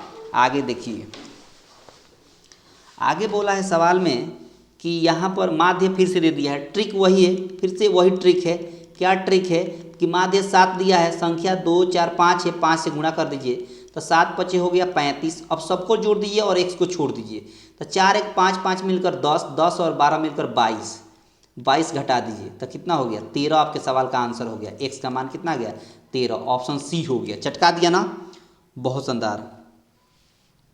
यहाँ फिर से बहुलक पूछ लिया है और देखिए 9 10 11 9 10 11 11 5 6 7 11 9 में सबसे ज़्यादा बार देखिए संख्या क्या आई है, तो 9 1 2 3 बार आई है। 11 देखिए 1 2 3 4, 11 4 बार आया है, 11 4 बार आया, तो ऑप्शन सी हो जाएगा, ऑप्शन सी हो गया। बहुत शानदार। आगे देखिए, आगे बोला है कौन केंद्रीय प्रवृत्ति की माप नहीं है, तो मानक विचलन जो होता है वो केंद्रीय प्रवृत्ति की माप नहीं होती है, ऑप्शन डी हो गया। आगे देखिए, आगे बोला है कि कौन आलेख द्वारा निर्धारित नहीं किया जा सकता है। आलेख द्वारा कौन निर्धारित आप नहीं करिएगा, बताइए। बहुत आसान सवाल है ये, HW में रहेगा। एक भी HW में नहीं ना दिए हैं, इसको सॉल्व नहीं करना है, एक झटके में बताना है। ये HW में रहेगा। कुछ सवाल आपको HW में देंगे। बोला है प्रथम n विषम संख्याओं का माध्य। प्रथम देखिए याद रखिएगा, प्रथम n विषम संख्याओं का जो माध्य होता है, विषम संख्याओं का माध्य जो होता है वो n ही होता है। क्या होता है? n ही। तो यहाँ 5 पूछा है तो इसका माध्य 5 ही होगा, ऑप्शन सी याद रखेंगे। ठीक है, बहुत शानदार। आगे बोला है कि आंकड़ा दे दिए, परिसर निकालिए। तो परिसर निकालने का क्या ट्रिक है? ट्रिक ये है कि सबसे बड़ी संख्या में से सबसे छोटी संख्या घटा दीजिए, तो ये निकल जाता है परिसर। क्या निकल जाता है? परिसर। सबसे बड़ी संख्या 30 है और सबसे छोटी संख्या 9 है, घटाएंगे तो 21 आपके सवाल का आंसर हो जाएगा, option B, option B. Range ऐसे ही निकाला जाता है, परिसर। संचयी परम्परता वक्र कहलाती है, बताइए। तोरण। क्या कहलाती है? तोरण। बहुत शानदार। आगे देखिए, बोला है कि इसका माध्य 10 दिया है, यही ट्रिक है फिर से। तो कितना माध्य दिया है? 10 दिया है। टोटल कितना संख्या है? 2 4 5, 5 से इसमें गुणा करिए तो 10 पचे 50। बहुत शानदार। अब क्या करिए, एक को छोड़ दीजिए, बाकी को जोड़ दीजिए। तो 8 6 14, 14 में 9 जोड़ दीजिए, तो 14 में 9 जोड़ेंगे तो 23 हो जाएगा। 14 में 9 जोड़िएगा तो कितना हो जाएगा? 23 हो जाएगा। और 23 में 13 जोड़िए तो कितना हो जाएगा? तो कहिएगा 36 हो जाएगा। 36 इसमें से घटा दीजिए तो 14 आपके सवाल का आंसर हो गया। x बराबर क्या आ गया? 14 आ गया। बहुत शानदार। ट्रिक से चटकाते हुए चलिए, बहुत मजा आने वाला है। समानांतर माध्य बताइए, सबको जोड़िए और जितना संख्या उससे भाग दीजिए। देखिए x x x x 5 बार x है तो 5x हो गया। संख्या जोड़िए, 3 और 6 9, 9 9 मिलकर 18, 18 12 मिलकर 30 हो गया। कितना संख्या है? 1 2 3 4 5 है तो 5 से भाग दे दीजिए। ऊपर वाला में से 5 कॉमन लेंगे तो x प्लस 6 बचेगा, और नीचे 5 है तो 5, 5 से 5 कैंसिल हो गया, यानी x प्लस 6 आपके सवाल का समानांतर माध्य निकल गया, ऑप्शन ए, ऑप्शन ए। चटकाते हुए चलिए, बहुलक फिर से पूछ रहा है। देखिए ना, यहाँ पर बहुलक फिर से पूछ रहा है। 3 5 4 3 2 3 1 में 3 सबसे ज़्यादा बार संख्या दिख रही है, इसीलिए बहुलक क्या हो जाएगा? 3 हो जाएगा। बहुत शानदार। आगे देखिए, फिर से बहुलक 3 दिख रहा है, सबसे ज़्यादा बार क्या दिख रहा है? 3 दिख रहा है, तो ऑप्शन इसमें भी डी हो जाएगा। बहुत हलवा सवाल पूछता है आपके एग्जाम में। बोला है कि समानांतर श्रेणी में है तो x3 का मान बताइए। तो a का मान यहाँ 4 दिख रहा है। क्या दिख रहा है यहाँ पर? 4। तो 1 2 3 4 5, तो ये 5वां पद हो गया 28। तो a5 का वैल्यू कितना हो गया? 28 हो गया। और a5 को लिखने का क्या तरीका है? a प्लस 4d बराबर क्या लिख देंगे? 28 लिख देंगे। a का मान 4 है, प्लस 4d बराबर 28 हो गया। 4 इधर आकर घटेगा तो 4d बराबर 24 हो गया। 4 से 6 टाइम में कैंसिल हुआ तो d का मान आ गया 6। आपसे पूछा है कि x3 यानी चौथा पद, कौन पद? चौथा पद पूछा है, तो t4 बराबर a प्लस 3d लिखेंगे, बिल्कुल लिखेंगे। a का मान क्या हो गया? अच्छा, एक और तरीका है, क्या करिए, d का मान 6 आ गया ना, तो 4 में 6 जोड़िए, तो 4 में 6 जोड़ेंगे तो 10 हो गया। तो x1 का मान 10 आ गया। इसमें 6 जोड़ेंगे तो 16 हो गया, 16 x2 का मान आ गया। इसमें 6 जोड़ेंगे तो 22 हो गया, 22 x3 का मान हो गया। और आपको x3 का ही वैल्यू पूछा था, तो कितना हो गया? 22, ऑप्शन सी, ऑप्शन सी। हालांकि इसमें भी वैल्यू रखते तो आपसे बन जाता। बहुत शानदार। आगे देखिए, बोला है कि प्रथम 10 सम प्राकृतिक संख्याओं का माध्य बताइए। तो जब भी सम प्राकृतिक संख्याओं का माध्य पूछे ना तो उसका एक्सवायर कर दिया जाता है। तो 10 है ना, तो 10 का एक्सवायर कर देंगे तो कितना हो जाएगा? 100 हो जाएगा। तो 100 हो गया सम संख्याओं का माध्य, ऑप्शन बी। चटका दिया ना, बहुत शानदार। मजा आ रहा है तो अपने दोस्तों के पास शेयर करते रहें बाबू, और जितने लोग पहली बार जुड़े हैं सब्सक्राइब करके रखें। बोला है यदि 4 लगातार विषम संख्याओं का माध्य 6 है। अब इसका ट्रिक देखिए, ट्रिक देखिए, ट्रिक से समझिएगा, एक झटके में चटका दिएगा। 6 विषम संख्याओं का माध्य दिया है। 6 क्या दिया है? 4 विषम संख्याओं का माध्य दिया है। तो जाहिर सी बात है कि जो माध्य होता है वो बीच में होती है। कहाँ होती है? बीच में। तो 4 पूछा है संख्या, तो 2 इधर संख्या होगी और 2 इधर संख्या होगी। ट्रिक समझिएगा। अब पूछा है कि विषम की बात बोला है, तो 6 के पहले विषम संख्या क्या होती है? 5, और 5 के पहले क्या होती है? 3। 6 के बाद विषम संख्या क्या होती है? 7 होती है, और 7 के बाद विषम संख्या क्या होती है? 9 होती है। और इस सब में चारों में बताइए 3, 5, 7, 9 में कि बड़ी कौन है? सवाल में पूछा है सबसे बड़ी, तो कितना है? 9 है। 9 बता दिया ना, बहुत शानदार। कैसा लगा ट्रिक? है ना शानदार ट्रिक? शानदार ट्रिक है ना? तो लाइक करते चलिए, अपने दोस्तों के पास शेयर करते चले। यहाँ बोला है बहुलक बताइए, तो 6, 4, 3, 6, 4, 3, 4, 6 में 6 आ गया, बहुत बढ़िया। 6 आया है 1, 2, 3 बार, 1, 2, 3 बार 6 आया है, ठीक है। 4 कितना बार आया है? 1, 2, 3 बार, 3 बार 6 आया है, 3 बार 4 आया है। तो ये दोनों तो सेम ही हो गया, यानी 4 भी हो सकता है, 6 भी हो सकता है, 4 भी हो सकता है, 6 भी हो सकता है। 3 कितना बार आया है? 2 ही बार आया है, ठीक है। 6 भी 2 ही बार आया है, 6 3 बार आया है। 4 3 बार आया है, 3 2 बार आया है, 5 1 बार आया है। तो 6 भी हो सकता है, 4 भी हो सकता है। ऑप्शन बी हो गया, ऑप्शन बी, क्योंकि दोनों बराबर है। क्योंकि बहुलक में जो बड़ी हो सबसे ज़्यादा बार आती है उसी को लिखा जाता है, लेकिन ये दोनों बराबर बार ही आया है। जितना बार 6 आया है उतना ही बार 4 भी आया है। तो 6 भी हो सकता है और 4 भी हो सकता है। तोरण खींचने के लिए वर्ग अंतरालों को होना चाहिए अपवर्जी। क्या होना चाहिए? वर्ग अंतरालों क्या होना चाहिए? अपवर्जी होना चाहिए। बहुत बढ़िया। आगे बोला है कि बहुलक माध्य माध्यिका में रिलेशन बताइए। तो रिलेशन क्या होता है? बहुलक बराबर फार्मूला क्या होता है? बहुलक बराबर फार्मूला होता है 3 गुणे माध्यक और -2 गुणे माध्य, यही होता है। तो बहुलक को क्या कहा गया है? जेड कहा गया है। माध्य को क्या कहा गया है? वाई कहा गया है। 2 इंटू माध्य को एक्स बोला गया है। अब देखिए इसके जैसा कौन दिख रहा है? इसके जैसा कोई दिख रहा है? नहीं, तो फिर इसको और सीधा करना पड़ेगा। क्या? और सीधा करना पड़ेगा, और नहीं तो इसको सॉल्व करके देखना पड़ेगा कि कौन इसके जैसा अब आएगा, ठीक है। अगर पहले वाले को लेते हैं तो x माइनस वाई बराबर 3z माइनस 3y हो गया। अब इसको कैलकुलेट करेंगे तो ये नहीं होगा, क्योंकि z में 3 से तो गुणा हुआ नहीं है, तो ये नहीं होगा, ठीक है। यहाँ पर बी ऑप्शन चेक करते हैं। x माइनस जेड बराबर दिया है 3x माइनस 3y हो जाएगा।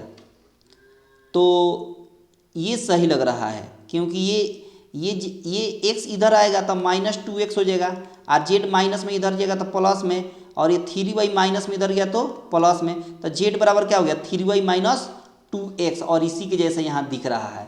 z बराबर क्या? 3y minus 2x। Option B हो जाएगा, ऑप्शन बी हो जाएगा। बहुत शानदार। आगे देखिए, बोला है फिर से बहुलक 9, 10, 11, 9, 10, 11, 11 में सबसे ज़्यादा बार क्या आया है? 11 आया है। तो ऑप्शन क्या हो जाएगा? सी हो जाएगा। बहुत शानदार। आगे देखिए, फिर से बहुलक आ गया 2, 5, 7, 3, 3, 6 में 2 3 बार, 2 3 जो है 2 बार आया है, सबसे ज़्यादा बार आया है। तो ऑप्शन क्या हो गया? बी हो गया। बहुलक बहुत बार पूछता है, बहुत महत्वपूर्ण है। अधिकतम बारंबारता वाले वर्ग को बहुलक ही कहा जाता है। जो सबसे ज़्यादा बार आता है तो वो बारंबारता होता है, तो वो क्या कहलाता है? बहुलक कहलाता है। बहुत बढ़िया। आगे देखिए, बोला है कि चरों को आरोही और अवरोही क्रम में रखने पर बीच वाले चर का मान माध्यक कहलाता है। उसको आरोही क्रम में सजाइए चाहे अवरोही क्रम में, सजाने के बाद जो बीच वाली संख्या होती है ना, वही उसका क्या कहलाता है? माध्यक कहलाता है या माध्यिका। ऑप्शन बी हो गया, ऑप्शन बी। बहुत शानदार। आगे बोला है कि अभी बताया था फार्मूला, बहुलक बराबर 3 गुणे माध्यिका माइनस 2 गुणे माध्य, माइनस 2 गुणे माध्य, तो 2 हो जाएगा, ऑप्शन सी हो जाएगा। बहुत शानदार। आगे देखिए, आगे बोला है कि वर्ग अंतराल a माइनस 5 का वर्ग चिन्ह बताइए। तो वर्ग चिन्ह कैसे बताया जाता है? दोनों को जोड़ दिया जाता है, 2 से भाग कर दिए, a प्लस 5 बटा 2 हो जाएगा। बहुत शानदार। यहाँ बोला है कि बहुलक फिर से बताइए। 3, 5, 2, 5, 7, 5, 8, 5 में 5 सबसे ज़्यादा बार आया है, तो बहुलक क्या हो जाएगा? 5 हो जाएगा। Option C. चटका दिया ना, बहुत शानदार। यहाँ बोला है कि माध्य 7 दिया है। ट्रिक वही है, ट्रिक फिर से वही है, माध्य निकालने, x का वैल्यू निकालने के लिए। 5 संख्या दिया है, 1, 2, 3, 4, 5। पाँचों का माध्य कितना दिया है? 7। तो इसमें 5 से गुणा कर दीजिए, क्योंकि 5 संख्या दिया है। तो 7 × 5 क्या हो गया? 35 हो गया। बहुत शानदार। अब x को छोड़ दीजिए, बाकी को जोड़ दीजिए। तो 4 एक 5, 5 10, 10 और 12 जोड़ेंगे तो 22 हो जाएगा और इसमें से घटा देंगे तो 13 आपके सवाल का आंसर हो जाएगा, यानी एक्स का वैल्यू 13 हो गया। Option D, option D. ये बहुत शानदार है ट्रिक। ऊपरी वर्ग सीमा और निचली वर्ग सीमा का माध्य निकलता है तो वर्ग चिन्ह कहलाता है। क्या कहलाता है? वर्ग चिन्ह। क्योंकि वर्ग चिन्ह में क्या होता है कि फर्स्ट संख्या फिर सेकंड संख्या और इसमें 2 से भाग कहलाया जाता है, ये क्या होता है? वर्ग चिन्ह कहलाता है। क्या कहलाता है? वर्ग चिन्ह। बहुत बढ़िया। यहाँ पर बोला है सूत्र से बहुलक की गणना करने के लिए वर्गों की लंबाई समान होती है। वर्गों की लंबाई क्या होती है? समान होती है। बहुत शानदार। होमवर्क में भी क्वेश्चन आपको जरूरी है। होमवर्क जैसे ये है, बहुत आसान है, इसका क्वेश्चन का आंसर आप होमवर्क में दीजिएगा। बहुत शानदार। इसमें सॉल्व भी नहीं करना है। ये भी बहुलक, इसका भी आंसर आप होमवर्क में देंगे। कई बार में ऐसा सवाल मिल गया, ऐसा सवाल कई बार मिल गया बहुलक निकालने के लिए। पद विचलन जो विधि है वो माध्य ज्ञात करने के लिए एक विधि है। क्या ज्ञात करने के लिए? माध्य। माध्य जो निकाला जाता है वो 3 प्रकार से निकाला जाता है, 3 विधि होता है। जैसे यहाँ देखिए ना, आंकड़ों का माध्य कितनी विधि से निकाला जाता है? अभी बताएं। 3 विधि से। कितनी विधि से? 3 विधि से। बहुत बढ़िया। आगे देखिए, ये माध्य फिर से आ गया ट्रिक। फिर से ट्रिक से चटकाएंगे। माध्य कितना दिया है? 4 आ दिया है। संख्या कितना है? 4 है, तो इसमें 4 से गुणा कर देंगे तो 4 चौका कितना हो गया? 16।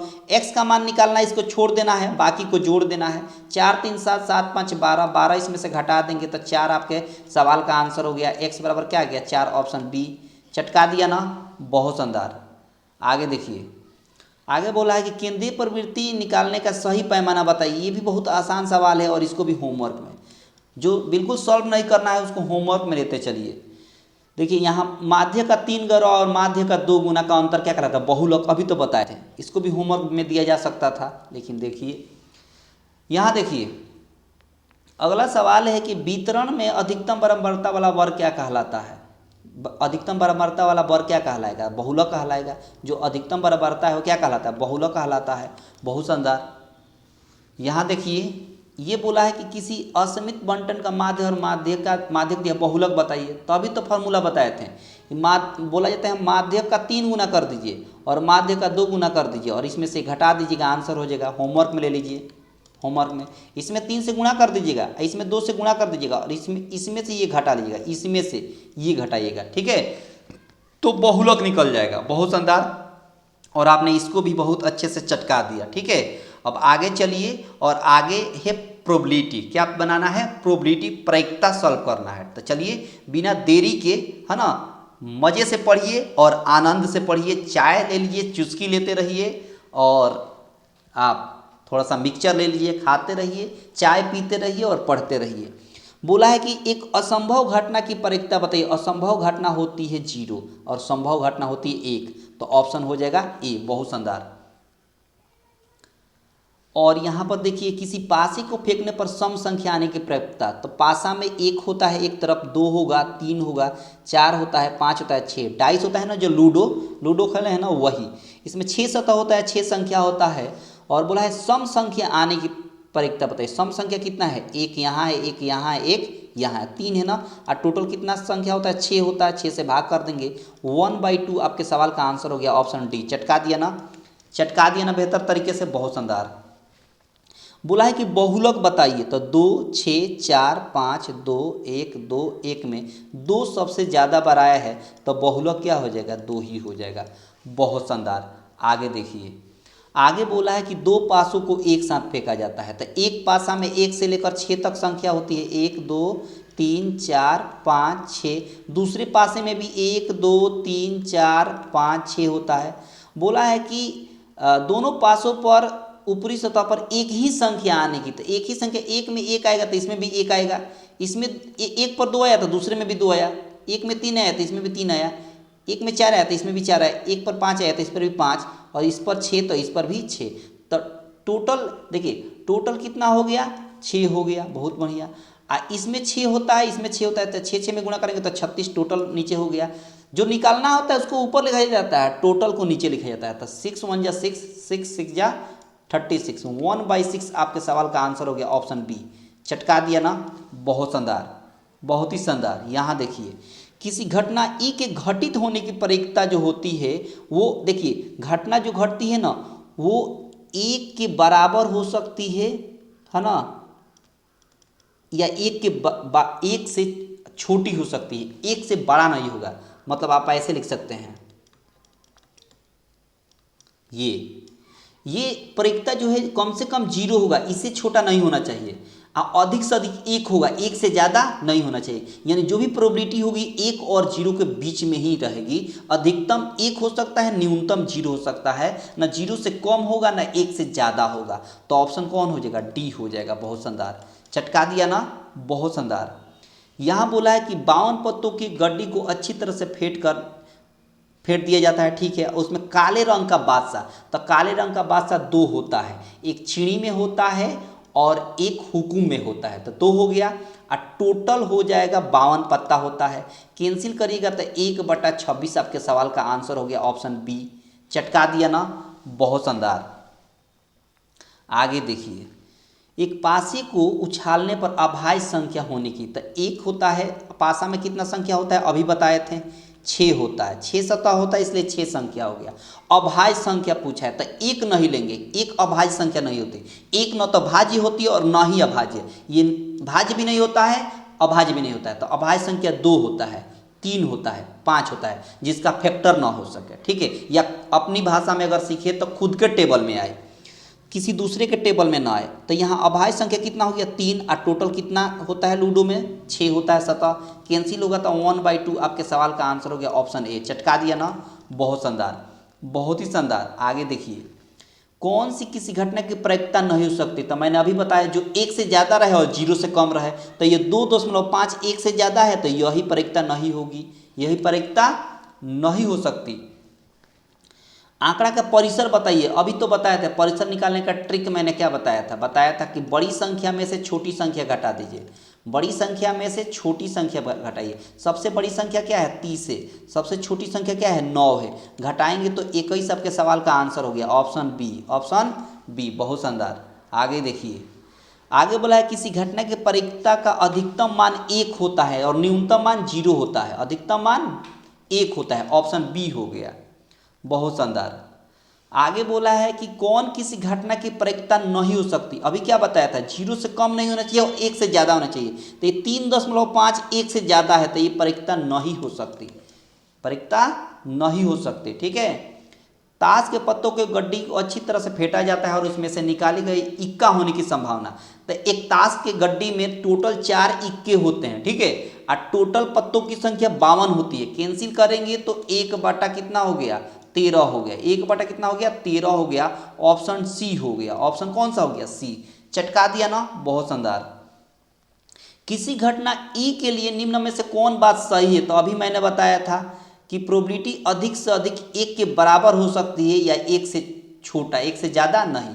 तो ये देखिए ना, 0 से कम भी नहीं हो सकते। यहाँ 1 से ज़्यादा बताया जा रहा नहीं होगा, यहाँ 0 से कम बताया जा रहा नहीं होगा, और प्रोबेबिलिटी जो है -1 बताया जा रहा है ये भी नहीं होगा। तो ऑप्शन कौन हो जाएगा? सी हो जाएगा। बहुत शानदार, बहुत ही शानदार। बोला है कि 2 पासों को एक साथ फेंका जाता है, तो एक पासे पर 1 हो सकता है, 2 3 4 5 6। दूसरे पासे पर भी 1 2 3 4 5 और 6 हो सकता है। 6 आने की दोनों पर 6 आने की प्रायिकता बताइए। तो दोनों पर 6 आएगी तो क्या होगी? एक ही होगी। दोनों पर 6 मैंने पहले पर भी 6 दूसरे पर 6, तो टोटल कितना होगा? एक ही तो परिणाम मिल रहा है, 1 हो गया। और टोटल इसमें भी 6 होता है, इसमें भी 6 होता है। 6 6 में गुणा करेंगे तो क्या होगा? 36। तो 1/36 आपके सवाल का आंसर है ऑप्शन ए हो गया, ऑप्शन ए हो गया। बहुत शानदार।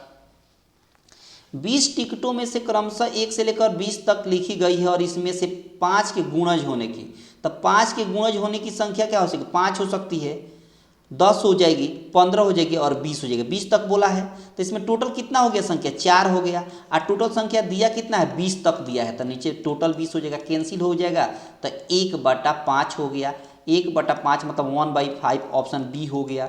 बहुत शानदार। चटकाते हुए चलिए, यहाँ बोला 3 सही सिक्के उछाले जाते हैं, कम से कम 2 हेड आने की प्रायिकता बताइए। कम से कम 2 हेड, ये बहुत आसान है।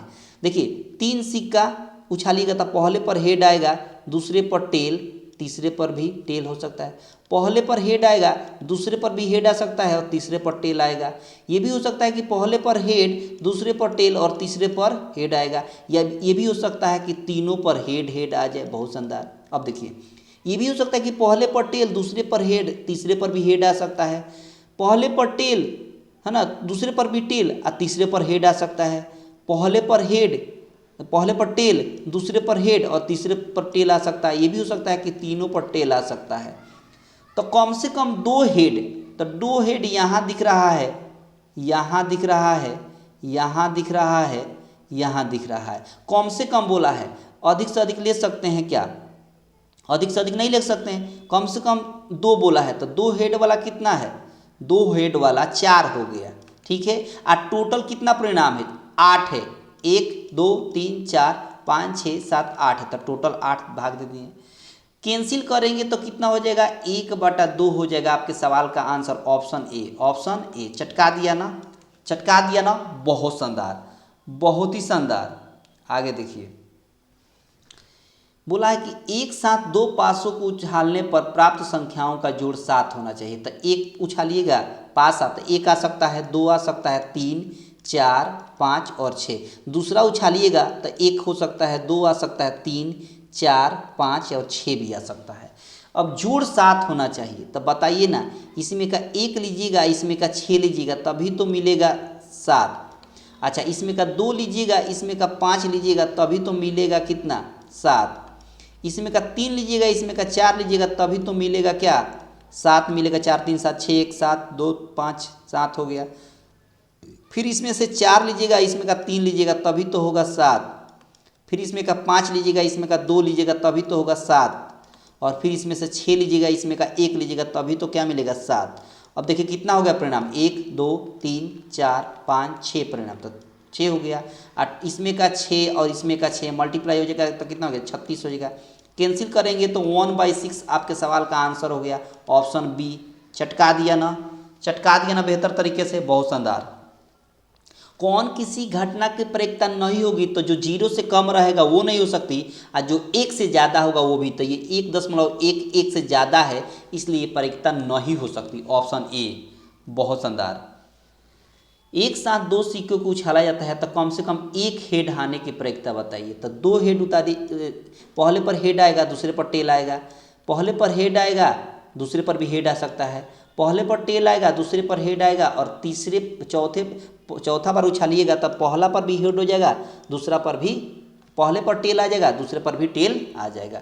बोला है कि कम से कम 1 हेड यहाँ है और 1 हेड यहाँ है, 1 हेड यहाँ है, 1 हेड यहाँ है। तो कम से कम कितना हेड हो गया? 2 हो गया। और टोटल कितना है? 4 है। कैंसिल हो जाएगा तो 1/2 हो गया, ऑप्शन ए। चटका दिया ना, बहुत शानदार। यहाँ बोला है कि एक थैला में 6 काला गेंद है और 8 उजला गेंद है। 6 काला गेंद है, 8 उजला गेंद है, तो इस गेंद को उजला होने की प्रयोक्ता बताए। तो उजला कितना है? 8 है। और टोटल गेंद कितना हो जाएगा? 8 6 14 हो जाएगा। कैंसिल करेंगे 2 से 4 बार में, 2 से 7 बार में, ठीक है। तो 4/7 आपके सवाल का आंसर हो गया, ऑप्शन बी, ऑप्शन बी। चटका दिया ना, बहुत शानदार। यहाँ बोला है यदि ई कोई घटना हो तब पीई, यहाँ पर गलत दिया है कि पीई प्लस पीई डैश लिखेंगे, ठीक है। तो इसका वैल्यू 1 होता है। क्या उतना होता है? 1 होता है, ऑप्शन बी, ऑप्शन बी। चटका दिया ना, बहुत शानदार। आगे देखिए, किसी निश्चित घटना की प्रयोक्ता 1 होती है। क्या होती है? निश्चित घटना क्या होती है? 1 होती है, बहुत शानदार। असंभव घटना 0 कहलाता है। असंभव घटना क्या कहलाता है? 0 कहलाता है, बहुत शानदार। एक सिक्का को उछालने पर एक चीत आने की प्रयोक्ता, था हेड होती है, नहीं तो टेल होती है। तो मान लीजिए चीत बोला है तो 1 ऊपर हो गया, 2 होता है इसमें पहलू, तो 2 से भाग दे देंगे, तो 1/2, ऑप्शन ए हो गया, ऑप्शन ए हो गया, बहुत शानदार। यहाँ पर बोला है कि प्रयोक्ता की अधिकतम मान 1 होती है और न्यूनतम मान 0 होती है, तो ऑप्शन सी हो जाएगा, बहुत शानदार। एक सिक्के को उछालने पर शीर्ष आने की, तो शीर्ष 1 ही होता है, टोटल 2 होता है, हेड और टेल, तो 1/2 हो गया, ऑप्शन बी। ये भी वैसे ही है, बहुत शानदार।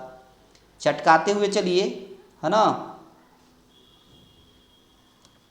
एक पासा फेंकने पर 5 आने की प्रयोक्ता, 5 कितना होता है? पूरे पासे में 5 एक ही बार आता है ना, तो 1 ऊपर। अब पासा में कितनी सतह होती है? 6 फेस होती है ना, तो 6 हो जाएगा। 1/6 आपके सवाल का आंसर हो गया, ऑप्शन बी। चटका दिया ना। 5/6 मत लिख दीजिएगा, गलत हो जाएगा। एक क्रिकेट मैच में एक महिला गेंदबाज खेली गई 30 गेंदों में से 6 बार चौका मारती है, तो 6/30 हो जाएगा। आज चौका 9 मारने की प्रायिकता बताना है, तो पहले इसको कैंसिल करेंगे तो 1/5 होगा। 1/5 आ गया ना, बोला है चौका 9 ही मारने की, तो ये चौका मारने की आया, चौका 9 ही मारने के लिए एक में से घटाना पड़ेगा, तो 4/5 आपके सवाल का आंसर हो गया ऑप्शन ए। चटका दिया ना, बहुत शानदार, बहुत ही शानदार। सम संख्या की प्रायिकता बताइए, तो सम संख्या इसमें कितना है, 2 4 6 8 10, 5 हो गया। और टोटल कितना संख्या है, 10 है, कैंसिल होगा तो 1/2 आपके सवाल का आंसर हो गया ऑप्शन डी। ऑप्शन डी, बहुत शानदार। आगे देखिए, किसी घटना की प्रायिकता नहीं होगी, निगेटिव जो होती है ना वो 0 से कम होती है, तो ये मैंने बताया था 0 से कम नहीं होना चाहिए, तो प्रोबेबिलिटी नहीं होगी। ये 1 से ज़्यादा नहीं होना चाहिए, 0 से कम नहीं होना चाहिए। किसी असंभव घटना जो होता है वो शून्य होता है, क्या होता है, शून्य होता है। असंभव घटना क्या होगा, शून्य होगा। किसी घटना की प्रायिकता नहीं होगी, निगेटिव 0 से कम हो जाएगी निगेटिव वैल्यू, तो वो हो जाएगा प्रायिकता नहीं होगी। बहुत शानदार। अब देखिए, पीई का वैल्यू दिया है 0.05, पी नहीं बताना है, निगेटिव बताना है, तो 1 में से घटा लेंगे तो कितना आ जाएगा 0.95, 0.95 ऑप्शन बी हो गया। बहुत शानदार। आगे बोला एक पासा को उछाला जाता है तो सम संख्या आने की, तो 1 2 3 4 5 6, पासा यानी लूडो खेलिएगा तो 1 2 3 5 6 आएगा, तो सम संख्या 2 होता है, 4 होता है, 6 होता है, टोटल सम संख्या 3 हो गया, और टोटल कितना होता है, 6 होता है, कैंसिल करेंगे तो 1/2 आपके सवाल का आंसर हो गया ऑप्शन ए। चटका दिया ना, बहुत शानदार। आगे बोला है कि किसी घटना की प्रायिकता हमेशा डॉट डॉट से या समान हो सकती है। एक प्रायिकता जो है 1 के बराबर हो सकती है, और नहीं तो 1 से क्या हो सकती है, बड़ा हो सकती है। प्रोबेबिलिटी जो होगी वो या तो 1 से बराबर होगी या 1 से छोटा होगी, सॉरी 1 से छोटा होगी, 1 से क्या होगी, छोटा होगी, या 1 से बराबर होगी। तो बोला है कि घटना की प्रायिकता हमेशा डॉट डॉट से कम या समान होगी। कम मतलब 1 से कम होगी, और नहीं तो 1 के बराबर होगी। बहुत शानदार। यहाँ बोला है किसी घटनाओं की प्रायिकता का योग 1 ही होगा। कोई भी घटना घटित हो रही है सबको जोड़िएगा तो 1 से ज़्यादा नहीं होना चाहिए, नहीं तो प्रोबेबिलिटी नहीं हो सकती है, और 0 से कम भी नहीं होना चाहिए। कौन सी संख्या किसी घटना की प्रायिकता नहीं हो सकता, निगेटिव वाली नहीं होगी, क्योंकि निगेटिव वाला वैल्यू 0 से कम हो गया, और 0 से कम वाली संख्या कभी नहीं हो सकती, नहीं ना हो सकती प्रायिकता। यहाँ पर तो ये भी तो नहीं हो सकता, 15 भी नहीं हो सकता, ये दोनों, ये सी ऑप्शन भी हो जाएगा, यहाँ मिस प्रिंट है ना, सी और बी दोनों हो जाएगा। किसी घटना की प्रायिकता 0 और 1 के बीच में होती है, शुरू में ही बताया था 0 और 1 के बीच में होती है किस घटना की प्रायिकता। आगे देखिए, यहाँ बोला है कि एक सिक्के को उछालने पर पट नहीं आने की, तो पट आने की प्रायिकता 1/2 होगी, क्योंकि 1 हो जाता है मतलब टेल, और टोटल हो जाएगा 2। नहीं आने की बताना है तो 1 में से घटा दीजिए, तो 1/2 होगा। अब इसको परसेंट में बदलने के लिए 100 से गुणा करना पड़ेगा, 2 से 100 में भाग देंगे तो 50% आपके सवाल का आंसर हो गया ऑप्शन बी। ऑप्शन बी, चटका दिया ना, बहुत शानदार। यहाँ बोला है कि प्रोबेबिलिटी दे दिया है 0.05, अब पी डैश निकालना था, वहाँ मिस प्रिंट हुआ है, पी डैश निकालिएगा ना तो 1 में से इसको घटाना पड़ेगा, तो कितना आएगा 0.95 आ जाएगा ऑप्शन सी। ऑप्शन सी हो गया, बहुत शानदार। ये समाप्त हुआ। अब पृष्ठीय क्षेत्रफल एक बच जाता है लास्ट में, हालांकि इसको बीच में रखना चाहिए, लेकिन लास्ट में मैंने रखा है, ठीक है। और ये बहुत महत्वपूर्ण होता है, इसमें का फार्मूला भी याद होना चाहिए, कंसेप्ट भी याद होना चाहिए, ये बहुत महत्वपूर्ण चैप्टर होता है। मेंसुरेशन और त्रिकोणमिति, बहुत बोला है कि बेलन और शंकु के आधार की त्रिज्या का अनुपात दे दिया है, ठीक है। त्रिज्या के ये R1 हो गया 3 और ये R2 हो गया 4। एक तरफ बेलन है और एक तरफ शंकु है, बहुत शानदार। और ऊंचाई का अनुपात भी दे दिया है, कितना दे दिया है 2:3, ये H1 है, ये H2 है, बहुत शानदार। आयतन का अनुपात बताते हैं, इसका आयतन हो जाएगा कितना, पाई r² r मतलब 3 का x² इंटू h मतलब 2, ठीक है। इसका फॉर्मूला होता है 1/3 पाई r², पाई का मतलब पाई लिखेंगे, r का मतलब 4 लिखेंगे, इंटू h मतलब 3 लिखेंगे, बहुत बढ़िया। तो पाई से पाई कैंसिल हो गया, ठीक है, ये 3 से 3 कैंसिल हो जाएगा, 3 का x² 9, 9 दूना 18 हो गया, इधर हो गया 4 का x² 16 हो गया, कैंसिल करेंगे तो 9 और यहाँ 8 हो जाएगा, 2 से कैंसिल करेंगे तो ऑप्शन ए हो गया। चटका दिया ना, बेहतर तरीके से, बहुत शानदार। घनाभ की लंबाई एल है, चौड़ाई बी है और ऊंचाई एच है, तो घनाभ का आयतन बताइए, तो एल बी एच होता है, लंबाई चौड़ाई गुणे ऊंचाई, बहुत शानदार। आगे देखिए, बोला है कि एक बेलन और शंकु के आधार समान है और उनकी ऊंचाई भी समान है, तो उनके आयतन का अनुपात बताइए। तब बेलन का आयतन होता है pi r x square H और शंकु का आयतन होता है 1/3 pi r x square H. ये पाई आर एक्स स्क्वायर एच से पाई आर एक्स स्क्वायर कैंसिल हो गया क्योंकि आर और एच बराबर है। ये 3 यहाँ चला जाएगा तो 3:1 आपके सवाल का आंसर हो गया ऑप्शन बी। चटका दिया ना, बहुत शानदार, बहुत ही शानदार। आगे आर त्रिज्या वाले गोले का आयतन बताइए, तो 4/3 pi r cube, option A 4/3 pi r cube. यहाँ दे दिया है दो बेलन के आयत त्रिज्या का अनुपात दे दिया है, त्रिज्या का रेशियो दे दिया है 1:2 और ऊंचाई का अनुपात दे दिया है 5:3। आयतन का अनुपात पूछ दिया है वॉल्यूम का, तो ट्रिक क्या है, ट्रिक ये है कि इसमें होता है pi r x square h, क्या होता है बेलन में पाई एक्स स्क्वायर, तो पाई कांस्टेंट होता है, हटा दिया, आर एक्स स्क्वायर एच, तो आर मतलब 1 का एक्स स्क्वायर करेंगे और एच में गुणा करेंगे, तो 1 का एक्स स्क्वायर में 5 से गुणा करेंगे तो 5 होगा, यहाँ 2 का एक्स स्क्वायर करेंगे तो 4 होगा, 4 3 12 हो गया, यानी 5:12 आपके सवाल का आंसर हो गया ऑप्शन सी। चटका दिया ना, बहुत शानदार। समान ऊंचाई वाले दो बेलनों के आयतन का अनुपात दे दिया है, तो बेलन का आयतन क्या होता है pi r x square h, pi R1 x square into pi R2 x square h. ऊंचाई बराबर है, केवल ऊंचाई बराबर है, पाई से पाई कैंसिल हो गया, यानी R1 एक्स स्क्वायर अनुपात R2 एक्स स्क्वायर का अनुपात दे दिया है 9:16। जब एक्स स्क्वायर हटेगा तो R1 अनुपात R2 का अनुपात हो जाएगा 9 का वर्गमूल 3 और 16 का वर्गमूल 4। आपसे पूछा है कि उनके क्षेत्रफल का अनुपात बताइए, तो क्षेत्रफल बताइएगा तो पाई आर एक्स स्क्वायर होगा। देखिए जब त्रिज्या का अनुपात दे दिया जाता है और एरिया का अनुपात पूछता है तो इसका एक्स स्क्वायर कर दिया जाता है, तो 3 का एक्स स्क्वायर 9 और 4 का एक्स स्क्वायर 16, ये हो जाना चाहिए, ठीक है, सॉरी माफ़ी चाहेंगे। इनका क्षेत्रफल होता है 2 पाई R1 एच अनुपात 2 पाई R2 एच, तो एच बराबर है, सवाल में बोल दिया था कैंसिल हो गया, 2 पाई कैंसिल हो गया। R1 अनुपात R2 जो दिया है 3:4, कितना दिया था 3:4 दिया था, ऑप्शन हो जाएगा ए। ऑप्शन कौन सा हो जाएगा ए। चटका दिया ना, बहुत शानदार। एक घन का संपूर्ण परिक्षेत्रफल होता है 6 इंटू भुजा एक्स वन, मतलब ए एक्स स्क्वायर। दिया कितना है सवाल में 216, 6 से कैंसिल होगा, 6 3 18, 6 6 36, यानी ए स्क्वायर का वैल्यू 36 हो गया, तो ए का वैल्यू 6 हो गया। आयतन पूछा है तो ए क्यूब लिखेंगे, यानी 6 का क्यूब लिखेंगे तो 216 हो गया। फिर से आपके सवाल का आंसर डी हो गया, बहुत शानदार। चटका दिया ना, बहुत शानदार। यहाँ बोला एक धातु का घन जिसकी भुजा 1 है और खींचकर 4 मिलीमीटर व्यास वाला एक तार बनाया जाता है। तार का मतलब बेलन कहलाएगा, तार मतलब बेलन। तो व्यास दे दिया है 4, तो त्रिज्या कितना हो जाएगा 2 मिलीमीटर। इसको मिलीमीटर को सेंटीमीटर में बदलिएगा तो 10 से भाग देना पड़ेगा, तो कैंसिल हो गया, तो 1/5 हो गया।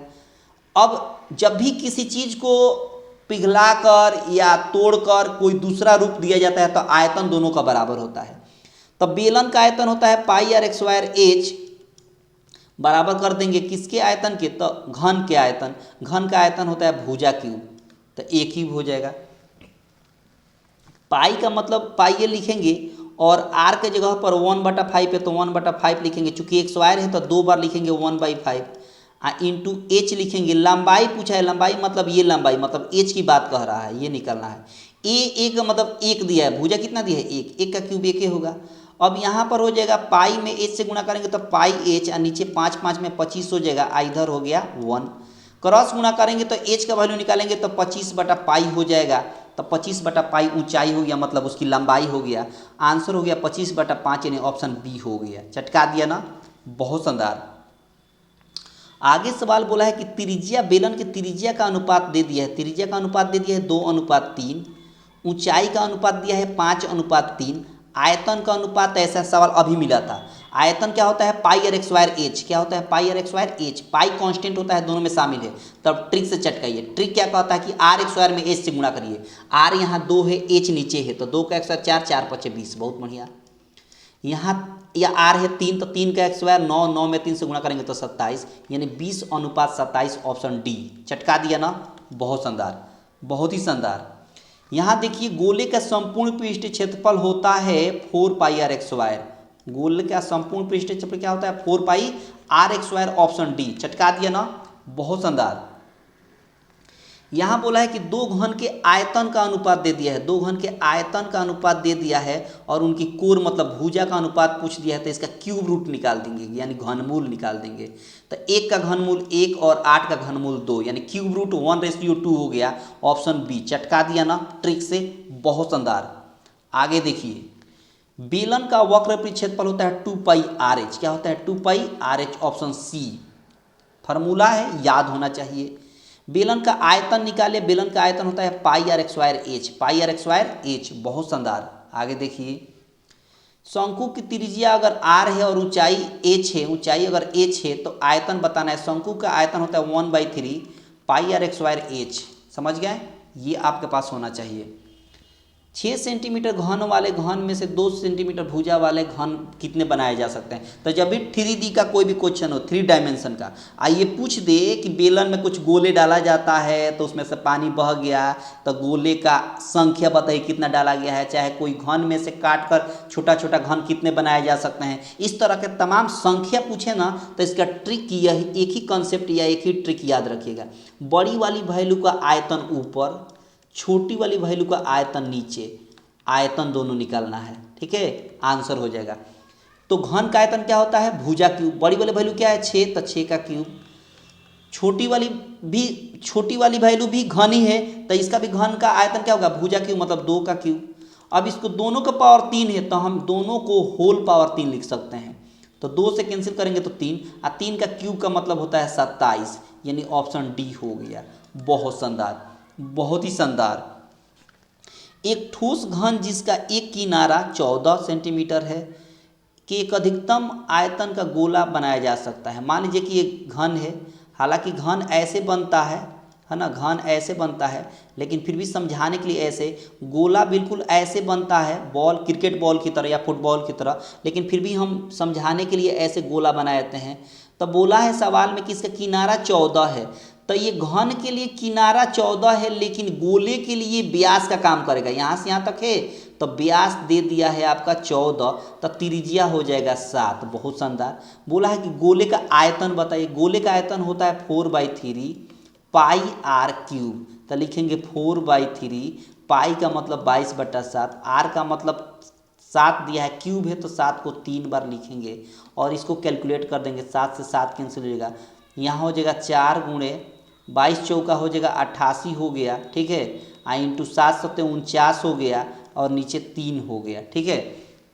बस इसी में गुणा कर देना है, 3 से भाग कर देना है, तो कैलकुलेट करेगा तो ऑप्शन बी हो जाएगा, ऑप्शन बी हो जाएगा। चूंकि इसका आंसर मुझे इसलिए याद है क्योंकि इसका सेशन मैं कई बार ले चुका हूँ, इसीलिए इसका आंसर हो जाएगा 1437 लगभग आ जाएगा आंसर, ठीक है। यहाँ देखिए, गोले का वक्र परिक्षेत्रफल दिया है, गोले का वक्र परिक्षेत्रफल होता है 4πr², कितना दिया है 144 पाई दिया है, पाई से पाई कैंसिल हो गया, 4 से कैंसिल करेंगे, 4 3 12 4 6 24, यानी r² का वैल्यू 36 हो गया, तो r बराबर हो गया 6, ठीक है। आपसे पूछा है त्रिज्या 6 हो गया, ऑप्शन ए, ऑप्शन ये, चटका दिया ना, बहुत शानदार। यहाँ बोले एक शंकु का आयतन दे दिया है, शंकु का आयतन और इसके आधार का क्षेत्रफल 314 है, ये बहुत आसान है और मैंने कई बार बताया भी है, ये होमवर्क में रहेगा, है ना, कुछ सवाल आप होमवर्क में भी बनाइए और 18 नंबर का आंसर आप कमेंट बॉक्स में देंगे। ये r त्रिज्या वाले बेलन के वक्र परिक्षेत्रफल बताइए, r त्रिज्या वाले वक्र परिक्षेत्रफल होता है बेलन का 2πRh, अभी तो आया था, कुछ देर पहले आया था यही सवाल सेम, ठीक है।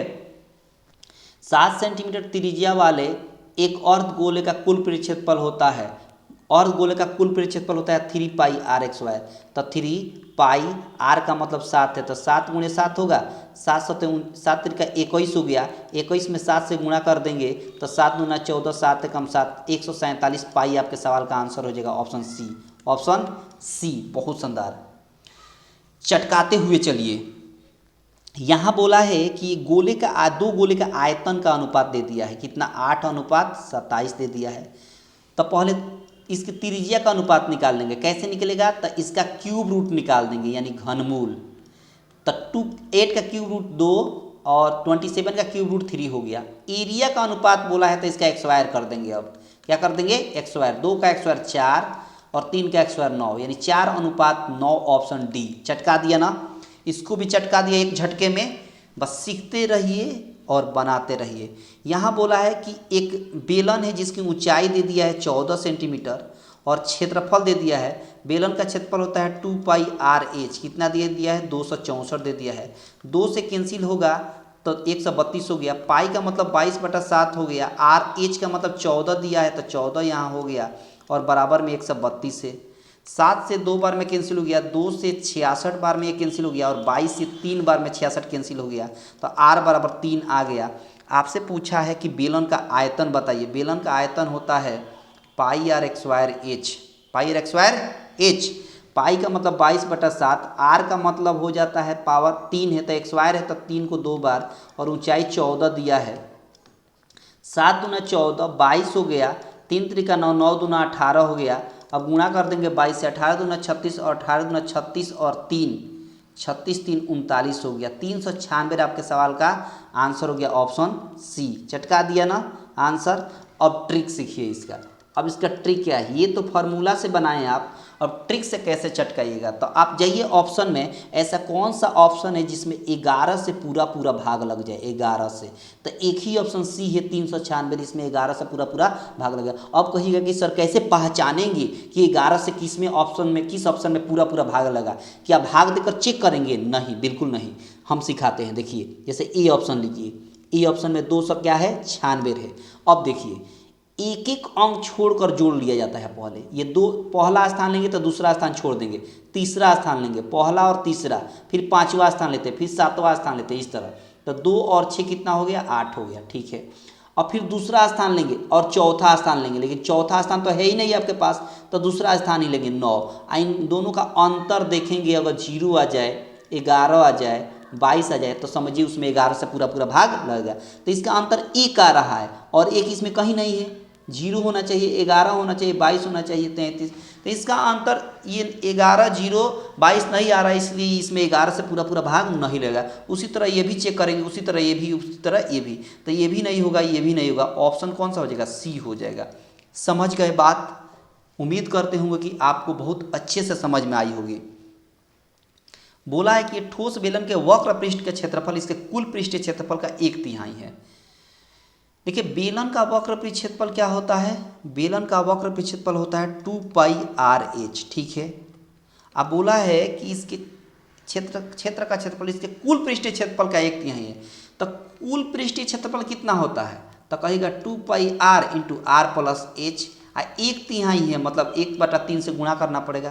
तो 2πr से 2πr कैंसिल हो गया, इधर h हो गया, ये 3 यहाँ चला गया तो बराबर हो गया r+h। तो h इधर जाएगा तो 2h हो जाएगा बराबर r। तो इसका रिलेशन यही निकलेगा। क्या निकलेगा? 2h बराबर r। ऑप्शन रहता तो ऐसे ही दिया रहता। 12 सेंटीमीटर व्यास वाले तो त्रिज्या हो जाएगा 6। त्रिज्या क्या हो जाएगा? 6 हो गया ना त्रिज्या। बोला है कि हवा का आयतन बताइए। तो हवा का आयतन कुछ नहीं होता है, ये देखा जाता है कि हवा, पानी या कोई भी लिक्विड या कोई भी अनकाउंटेबल नाउन जो किस वस्तु में रखी गई है। तो गोले की बात हो रही है, तो गोले में रखी गई है तो गोले का ही आयतन निकलेगा, हवा का आयतन नहीं निकलेगा। तो गोले का आयतन क्या हो जाएगा? 4/3 πr³ होता है। तो 4/3 पाई, r का मतलब 6 है तो 3 बार लिखेंगे, ठीक है। 3 से कैंसिल हो गया 2 बार में, ठीक है। तो यहाँ हो गया 6 × 36, 36 दूना 72 और 72 में 4 से गुणा करेंगे, आप बगल में पाई लिखेंगे। तो 4 दूना 8, 7 चौका 28, 288 पाई आपके सवाल का आंसर रहा। चटका दिया ना, बहुत शानदार। अगला क्वेश्चन है, बोला कि 5 सेंटीमीटर घन को पाट कर 1 सेंटीमीटर भुजा वाला कितने घन बनाए। अभी आए थे ना संख्या निकालने का, मैंने टेक्निक क्या बताया था ना कि बड़ी वैल्यू का आयतन ऊपर और छोटी वाली वैल्यू का आयतन नीचे। तो देखिए दोनों में घन की बात हो रही है, तो घन क्या आयतन क्या होता है? भुजा क्यूब, मतलब 5 का क्यूब। छोटी वाले वैल्यू का भुजा कितना दिया है? 1 दिया है, तो इसका भी क्यूब हो जाएगा। 5/1 का मतलब 5 होता है, दोनों पर 3 है तो होल पावर 3 कर देते हैं। 5 के क्यूब का मतलब 125 होता है, तो 125 घन छोटे छोटे काट कर बनाए जा सकते हैं। बहुत शानदार। आगे बोला है कि 80 सेंटीमीटर त्रिज्या वाले वृत्त एवं 20 सेंटीमीटर ऊंचाई वाले बेलन के कुल पृष्ठ क्षेत्रफल सतह का क्षेत्रफल बताना है। सतह का पृष्ठ क्षेत्रफल बताना है, अनुपात बताना है। तो देखिए ना, इसमें कुल पृष्ठ क्षेत्रफल और सतह पृष्ठ क्षेत्रफल, तो कुल पृष्ठ क्षेत्रफल होता है 2πr ठीक है, 2πr into are plus H, और ये वक्र परिक्षेत्रफल होता है 2πr/h। 2πr से 2πr कैंसिल हो गया, ठीक है। r का मतलब हो गया 80 और h का मतलब 20 दिया है, इधर बच गया h का मतलब 20 दिया है। ये जोड़ेंगे तो कितना हो जाएगा, 100 हो जाएगा, इधर 20 हो जाएगा। ये इतना मतलब 20 से कम 20, 20 बचे 100, यानी 5:1 आपके सवाल का क्या हो गया, आंसर हो गया ऑप्शन डी। चटका दिया ना, बहुत शानदार। आगे देखिए, एक 8 सेंटीमीटर त्रिज्या के शीशे के गोले को 1 सेंटीमीटर त्रिज्या वाले कितने ठोस गोले बनाए। यहाँ भी संख्या आ गया ना, तो अभी क्या बताए थे, एक ही ट्रिक मैंने बताया है कि बड़ी वाली वैल्यू का आयतन ऊपर और छोटी वाली वैल्यू का आयतन नीचे। गोले की बात हो रही है तो गोले का आयतन होता है क्या, 4/3 पाई आर क्यूब, मतलब 8 का क्यूब। नीचे छोटा वाला गोली का त्रिज्या कितना है, आर है, 1 दिया है, तो इसका भी आयतन 4/3 पाई आर क्यूब, मतलब 1 क्यूब। 4/3 पाई कैंसिल हो गया। 8 में 1 से भाग देंगे तो 8 होगा, और दोनों पर 3 पावर है तो होल पावर 3 कर देंगे। 8 के पावर 3 का मतलब होता है 512। ऑप्शन हो गया बी। ऑप्शन क्या हो गया, बी। 1 से लेकर 10 तक का क्यूब आपको कम से कम याद भी होना चाहिए अगर जल्दी से चटकाना है क्वेश्चन। तो बोला है कि एक खोखले गोले का आंतरिक तरफ बाह्य व्यास दे दिया है, इसे गलाकर 8 सेंटीमीटर व्यास वाले आधार वृत्त का शंकु बनाया जाता है, तो शंकु की ऊंचाई बताइए। देखिए, त्रिज्या कितना दिया है, व्यास दिया है 4, तो त्रिज्या हो जाएगा, छोटा आर हो गया 2, कैपिटल आर हो जाएगा 4, क्योंकि 8 व्यास दिया है, ठीक है। ये गोले की बात हो रही, ठीक है। और आगे बोला है कि इसे गलाकर एक शंकु बनाया जाता है जिसका व्यास दिया है 8, तो त्रिज्या हो जाएगी कितना, त्रिज्या इसको R1 कह देते हैं, शंकु को त्रिज्या हो जाएगी 4, क्योंकि 8 इसका व्यास है।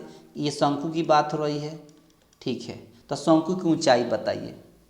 अब एक बात बताइए, गोले का क्या हो, गलाकर कुछ बनाया जा रहा है ना, तो आयतन हमेशा बराबर होगा। मैंने बताया था ना शुरू में कि जब भी किसी वस्तु को गलाकर या खराब करके फिर दूसरा रूप दिया जाए तो आयतन बराबर।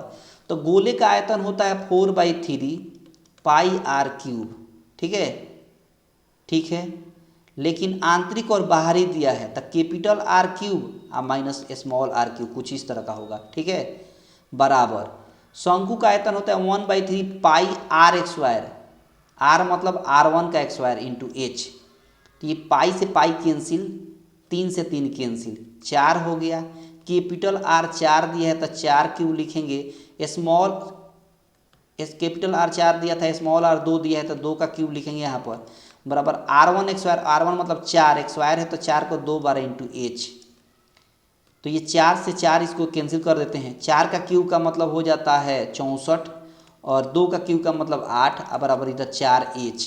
घटाएंगे 64 में से 8 तो 56 होगा, इधर 4h होगा। 4 से कैंसिल करेंगे तो 13 चौका 4 एकम 4 चौका 16, 14 चौका 56 होता है, तो h बराबर 14 हो गया। h बराबर क्या हो गया, 14। ऑप्शन सी, ऑप्शन सी, बहुत शानदार। आगे देखिए, घन का आयतन दे दिया है, क्षेत्रफल बताना है। घन का आयतन क्या होता है, 6 इंटू भुजा स्क्वायर, सॉरी ए क्यूब, क्या होता है, ए क्यूब, बराबर कितना दिया है, 2744। 2744। अब देखिए ए बराबर, ये क्यूब इधर जाएगा तो क्यूब रूट बन जाएगा 2744, और 2744 का क्यूब रूट निकालने का ट्रिक क्या है, जब भी 4 रहे ना अंत में तो 4 के बदले 4 लिखा जाता है। अब राइट साइड से 3 डिजिट कैंसिल हो जाता है। लास्ट में 2 है ना, तो 2 किसके किसके क्यूब के बीच में आएगा, तो 1 का क्यूब और 3 के क्यूब, तो दोनों में 1 का क्यूब और 3 के क्यूब के बीच में आएगा। मतलब 1 के क्यूब दो जो है 1 के क्यूब के नज़दीक ज़्यादा आएगा ना, तो 1 लिख देंगे यहाँ। तो यह इसका क्यूब रूट कितना हो गया, 14 हो गया। अब इसका क्षेत्रफल बताना है, तो क्षेत्रफल होता है 6 इंटू भुजा स्क्वायर। भुजा कितना है, 14, तो 14 का स्क्वायर कर देंगे। तो 6 इंटू 14 का स्क्वायर होता है 196। कम से कम 1 से लेकर 20 तक का स्क्वायर याद होना चाहिए। 6 से गुणा करेंगे तो 6 6 36 होगा, और चुका होता है 76। 76 और 3 हो जाएगा 79, तो 796। गलत है कहीं क्या, देख लेते हैं। 6 6 36 हो गया, 9 चुका 36 और 3 39, 3 6 3 9 हो गया 900। ये मिस्टेक कहीं हो रहा है, लग रहा है क्या, इसका क्षेत्रफल ही बताना था ना, सही है, बहुत बढ़िया। यहाँ पर 6 इंटू भुजा 114 का 196, 6 6 36 हो गया, 3 हारसिल, 9 छक 54 और 3, 54 और 3 57 होता है, 5 हासिल, 6 5 11, 11 से 76 होगा। ये मल्टीप्लाई में दिक्कत हो रहा था, ठीक है, ऑप्शन डी हो गया। बहुत शानदार। आगे देखिए अगला क्वेश्चन, अर्धगोले का संपूर्ण पृष्ठीय क्षेत्रफल होता है 3 पाई आर एक्स स्क्वायर। क्या होता है? 3 पाई आर एक्स स्क्वायर। बहुत शानदार। गोले का आयतन का अनुपात दे दिया है, गोले का आयतन का अनुपात 125 अनुपात 27 दे दिया है। तो भुजा का अनुपात क्या हो, त्रिज्या का अनुपात क्या हो जाएगा? त्रिज्या का अनुपात इसका क्यूब रूट निकालना पड़ेगा, तो 5 और 3 हो जाएगा। क्षेत्रफल का अनुपात बोला है तो एरिया का अनुपात निकालिएगा तो इसका एक्स स्क्वायर करना पड़ेगा, तो 5 का एक्स स्क्वायर 25 और 3 का एक्स स्क्वायर 9। बढ़िया लगा ना ट्रिक, है ना शानदार ट्रिक। 25 अनुपात 9 ऑप्शन बी शानदार ट्रिक है। सीखते रहिए और मुस्कुराते रहिए, सीखते रहिए, हंसते रहिए, खेलते रहिए, पढ़ते रहिए, मज़े से पढ़िए। शंकु की ऊंचाई 24 दिया है, ठीक है, त्रिज्या दिया है, शंकु की ऊंचाई 24 दिया है और त्रिज्या दे दिया है 6। आयतन बताइए। शंकु का आयतन होता है 1/3 pi r x square h. 1/3 pi, r मतलब दिया है 6, एक्स स्क्वायर है तो 2 बार लिखना पड़ेगा, और ऊंचाई दिया है 24 तो यहाँ 24 लिख देंगे।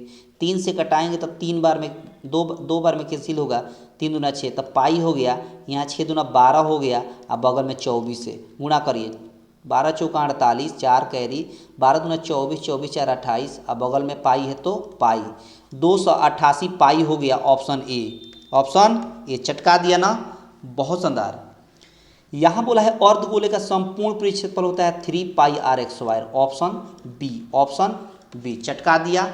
आगे देखिए एक अर्धगोले का आयतन दे दिया है, अर्धगोले का आयतन होता है 2/3 पाई आर क्यूब। कितना दिया है? 19404, ठीक है। तो देखिए 2 से कैंसिल हो जाएगा, पहले 2 से कैंसिल करिए तो दोनों 18, 2 7 14 और 2 दूना 4। पाई का मतलब 22/7 होता है, ठीक है। और यहाँ आर क्यूब और इस 3 को यहाँ लेकर चले जाते हैं तो 9702 इंटू 3। अब देखिए 11 से कटेगा, 11 दूना 11 व 88, ठीक है। 88 घटाइएगा 97 में से, 97 में से 88 घटाइएगा तो 9 बचेगा। 90 11 88 और 11 दूना 22। 2 से कैंसिल करेंगे तो यहाँ 4 से 41 आ जाएगा, यानी आर क्यूब बराबर हो जाएगा 441 इंटू 7 में 3 से गुणा करेंगे तो 21, यानी आर क्यूब बराबर 441 को हम 21 गुणे 21 और फिर इंटू 21 लिख सकते हैं ना। 21 21 में गुणा किया जाता है तो 4 से 41 होता है। ये क्यूब हटाएंगे तो इधर क्यूब रूट निकल जाएगा, और क्यूब रूट जब निकालिएगा ट्रिपल 21 में से तो 21 बाहर हो जाएगा। बोला है कि अर्धगोले का कुल पृष्ठ क्षेत्रफल बताइए। अर्धगोले का कुल पृष्ठ क्षेत्रफल होता है 3 पाई आर एक्स स्क्वायर। तो 3 पाई का मतलब 22/7 और आर का मतलब 21 है, 21 को 2 बार लिख देंगे, 7 से 3 बार में गुणा कर देंगे, ठीक है। अब क्या करेंगे, 21 3 63 होता है, क्या होता है 63, और 63 में 3 से गुणा कर देंगे तो 3 3 का 9 हो जाएगा, 6 3 18 हो जाएगा, ठीक है। और उसके बाद 22 से गुणा कर देंगे। अब देखिए ट्रिक, पूरा नहीं गुणा करेंगे, इसका ट्रिक क्या है कि 2 में 9 से गुणा करेंगे, 9 दूना 18, लास्ट में संख्या 8 आएगी। इसके पहले क्या आती है, कोई ट्रिक, कोई मतलब उतना टेंशन लेने की जरूरत नहीं है, लास्ट में 8 चाहिए। तो एक ही ऑप्शन है ए, जिसमें 41 58 में लास्ट में 8 दिख रहा है, तो ट्रिक से आपने चटका दिया, पूरा गुणा नहीं करना पड़ा, यानी मल्टीप्लाई करने से आप बच गए, ठीक है। बहुत शानदार। यदि किसी घनाभ की लंबाई एल है, चौड़ाई बी है, ऊंचाई एच है, तो विकर्ण बताइए। विकर्ण होता है रूट के under L x square plus B x square plus H x square. घनाभ का विकर्ण क्या होता है? यही होता है। बहुत शानदार। आगे बोला है अर्धगोले का संपूर्ण पृष्ठीय क्षेत्रफल होता है 3 pi r x square. Option A चटका दिया, बहुत शानदार।